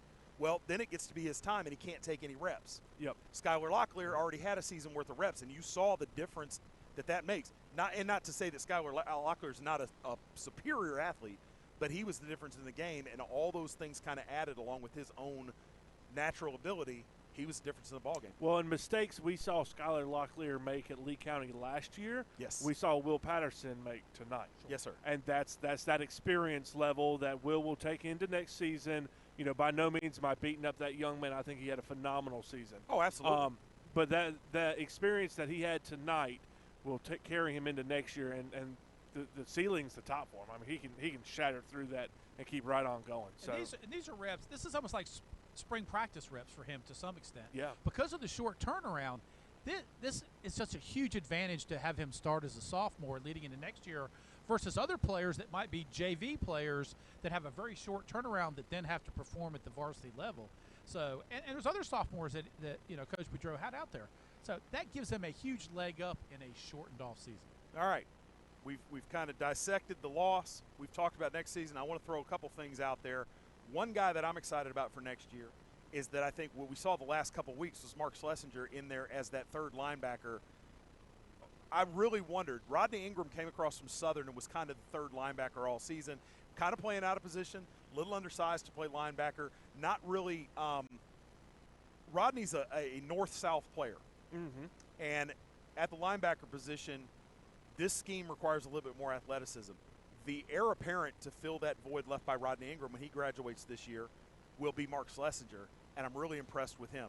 Landon Johnson will be back next year on the defensive line. They'll figure it out. But this is going to be a tough pill to swallow for a team that came in here, with designs on winning a state championship. And Lee County, more so than most schools, their kids and their staff and their faculty make no bones about the fact they are playing every year for a state championship in their minds. And falling short of that, it wasn't their year.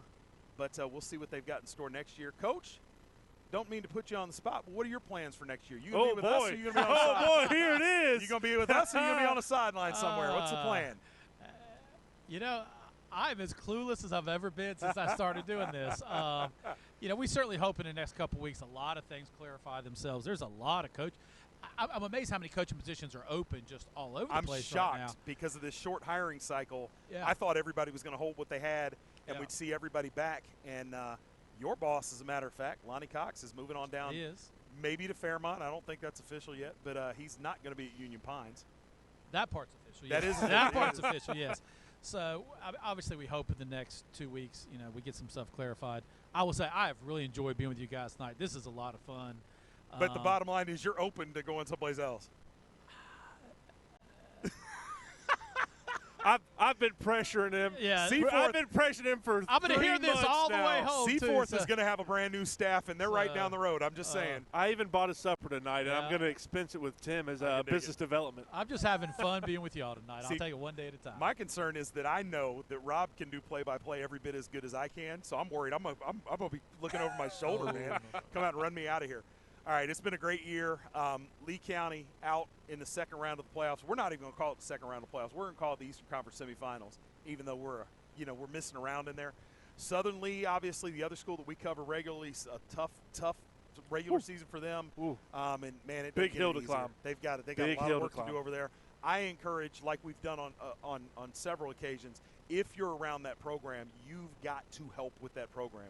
They've got some things that coaching staff by themselves is not going to be able to fix, and they need support from the community. They need support from the faculty. They need support from the district. They need support from everywhere to get that program back on track, to get it where you guys had it along with Coach Don Simon not that many years ago. There are enough athletes in Lee County for that team to be successful, but you got to do the other things that come with. You got to give that man some help. Oh, head coach Mike McClure, I really like what he's doing over there. You and I have talked. We really like him as a person. We really like what he's doing. You know, I hope kids stick around. I hope the community rallies around him and they can support him. He's got to get some more coaches in the building too. Yes, I mean, sir. that's one thing that we've talked about. 3 coaches on a staff to run a high school program, it's impossible. Yeah, it's All right. impossible. So that's 2020, even though the calendar says otherwise. That's a bow on 2020. It's been fun. We'll have one last coaches show on Monday. It won't be the celebratory coaches show we were hoping for, but we will be with Coach Steve Bordeaux and some players from Lee County. He'll probably bring the whole team out, and we'll celebrate what was a good season, but didn't end up being a great season by the way these guys define it. I'm Chris Delambert. That's Nathan Cochrane. That's Rob Patterson.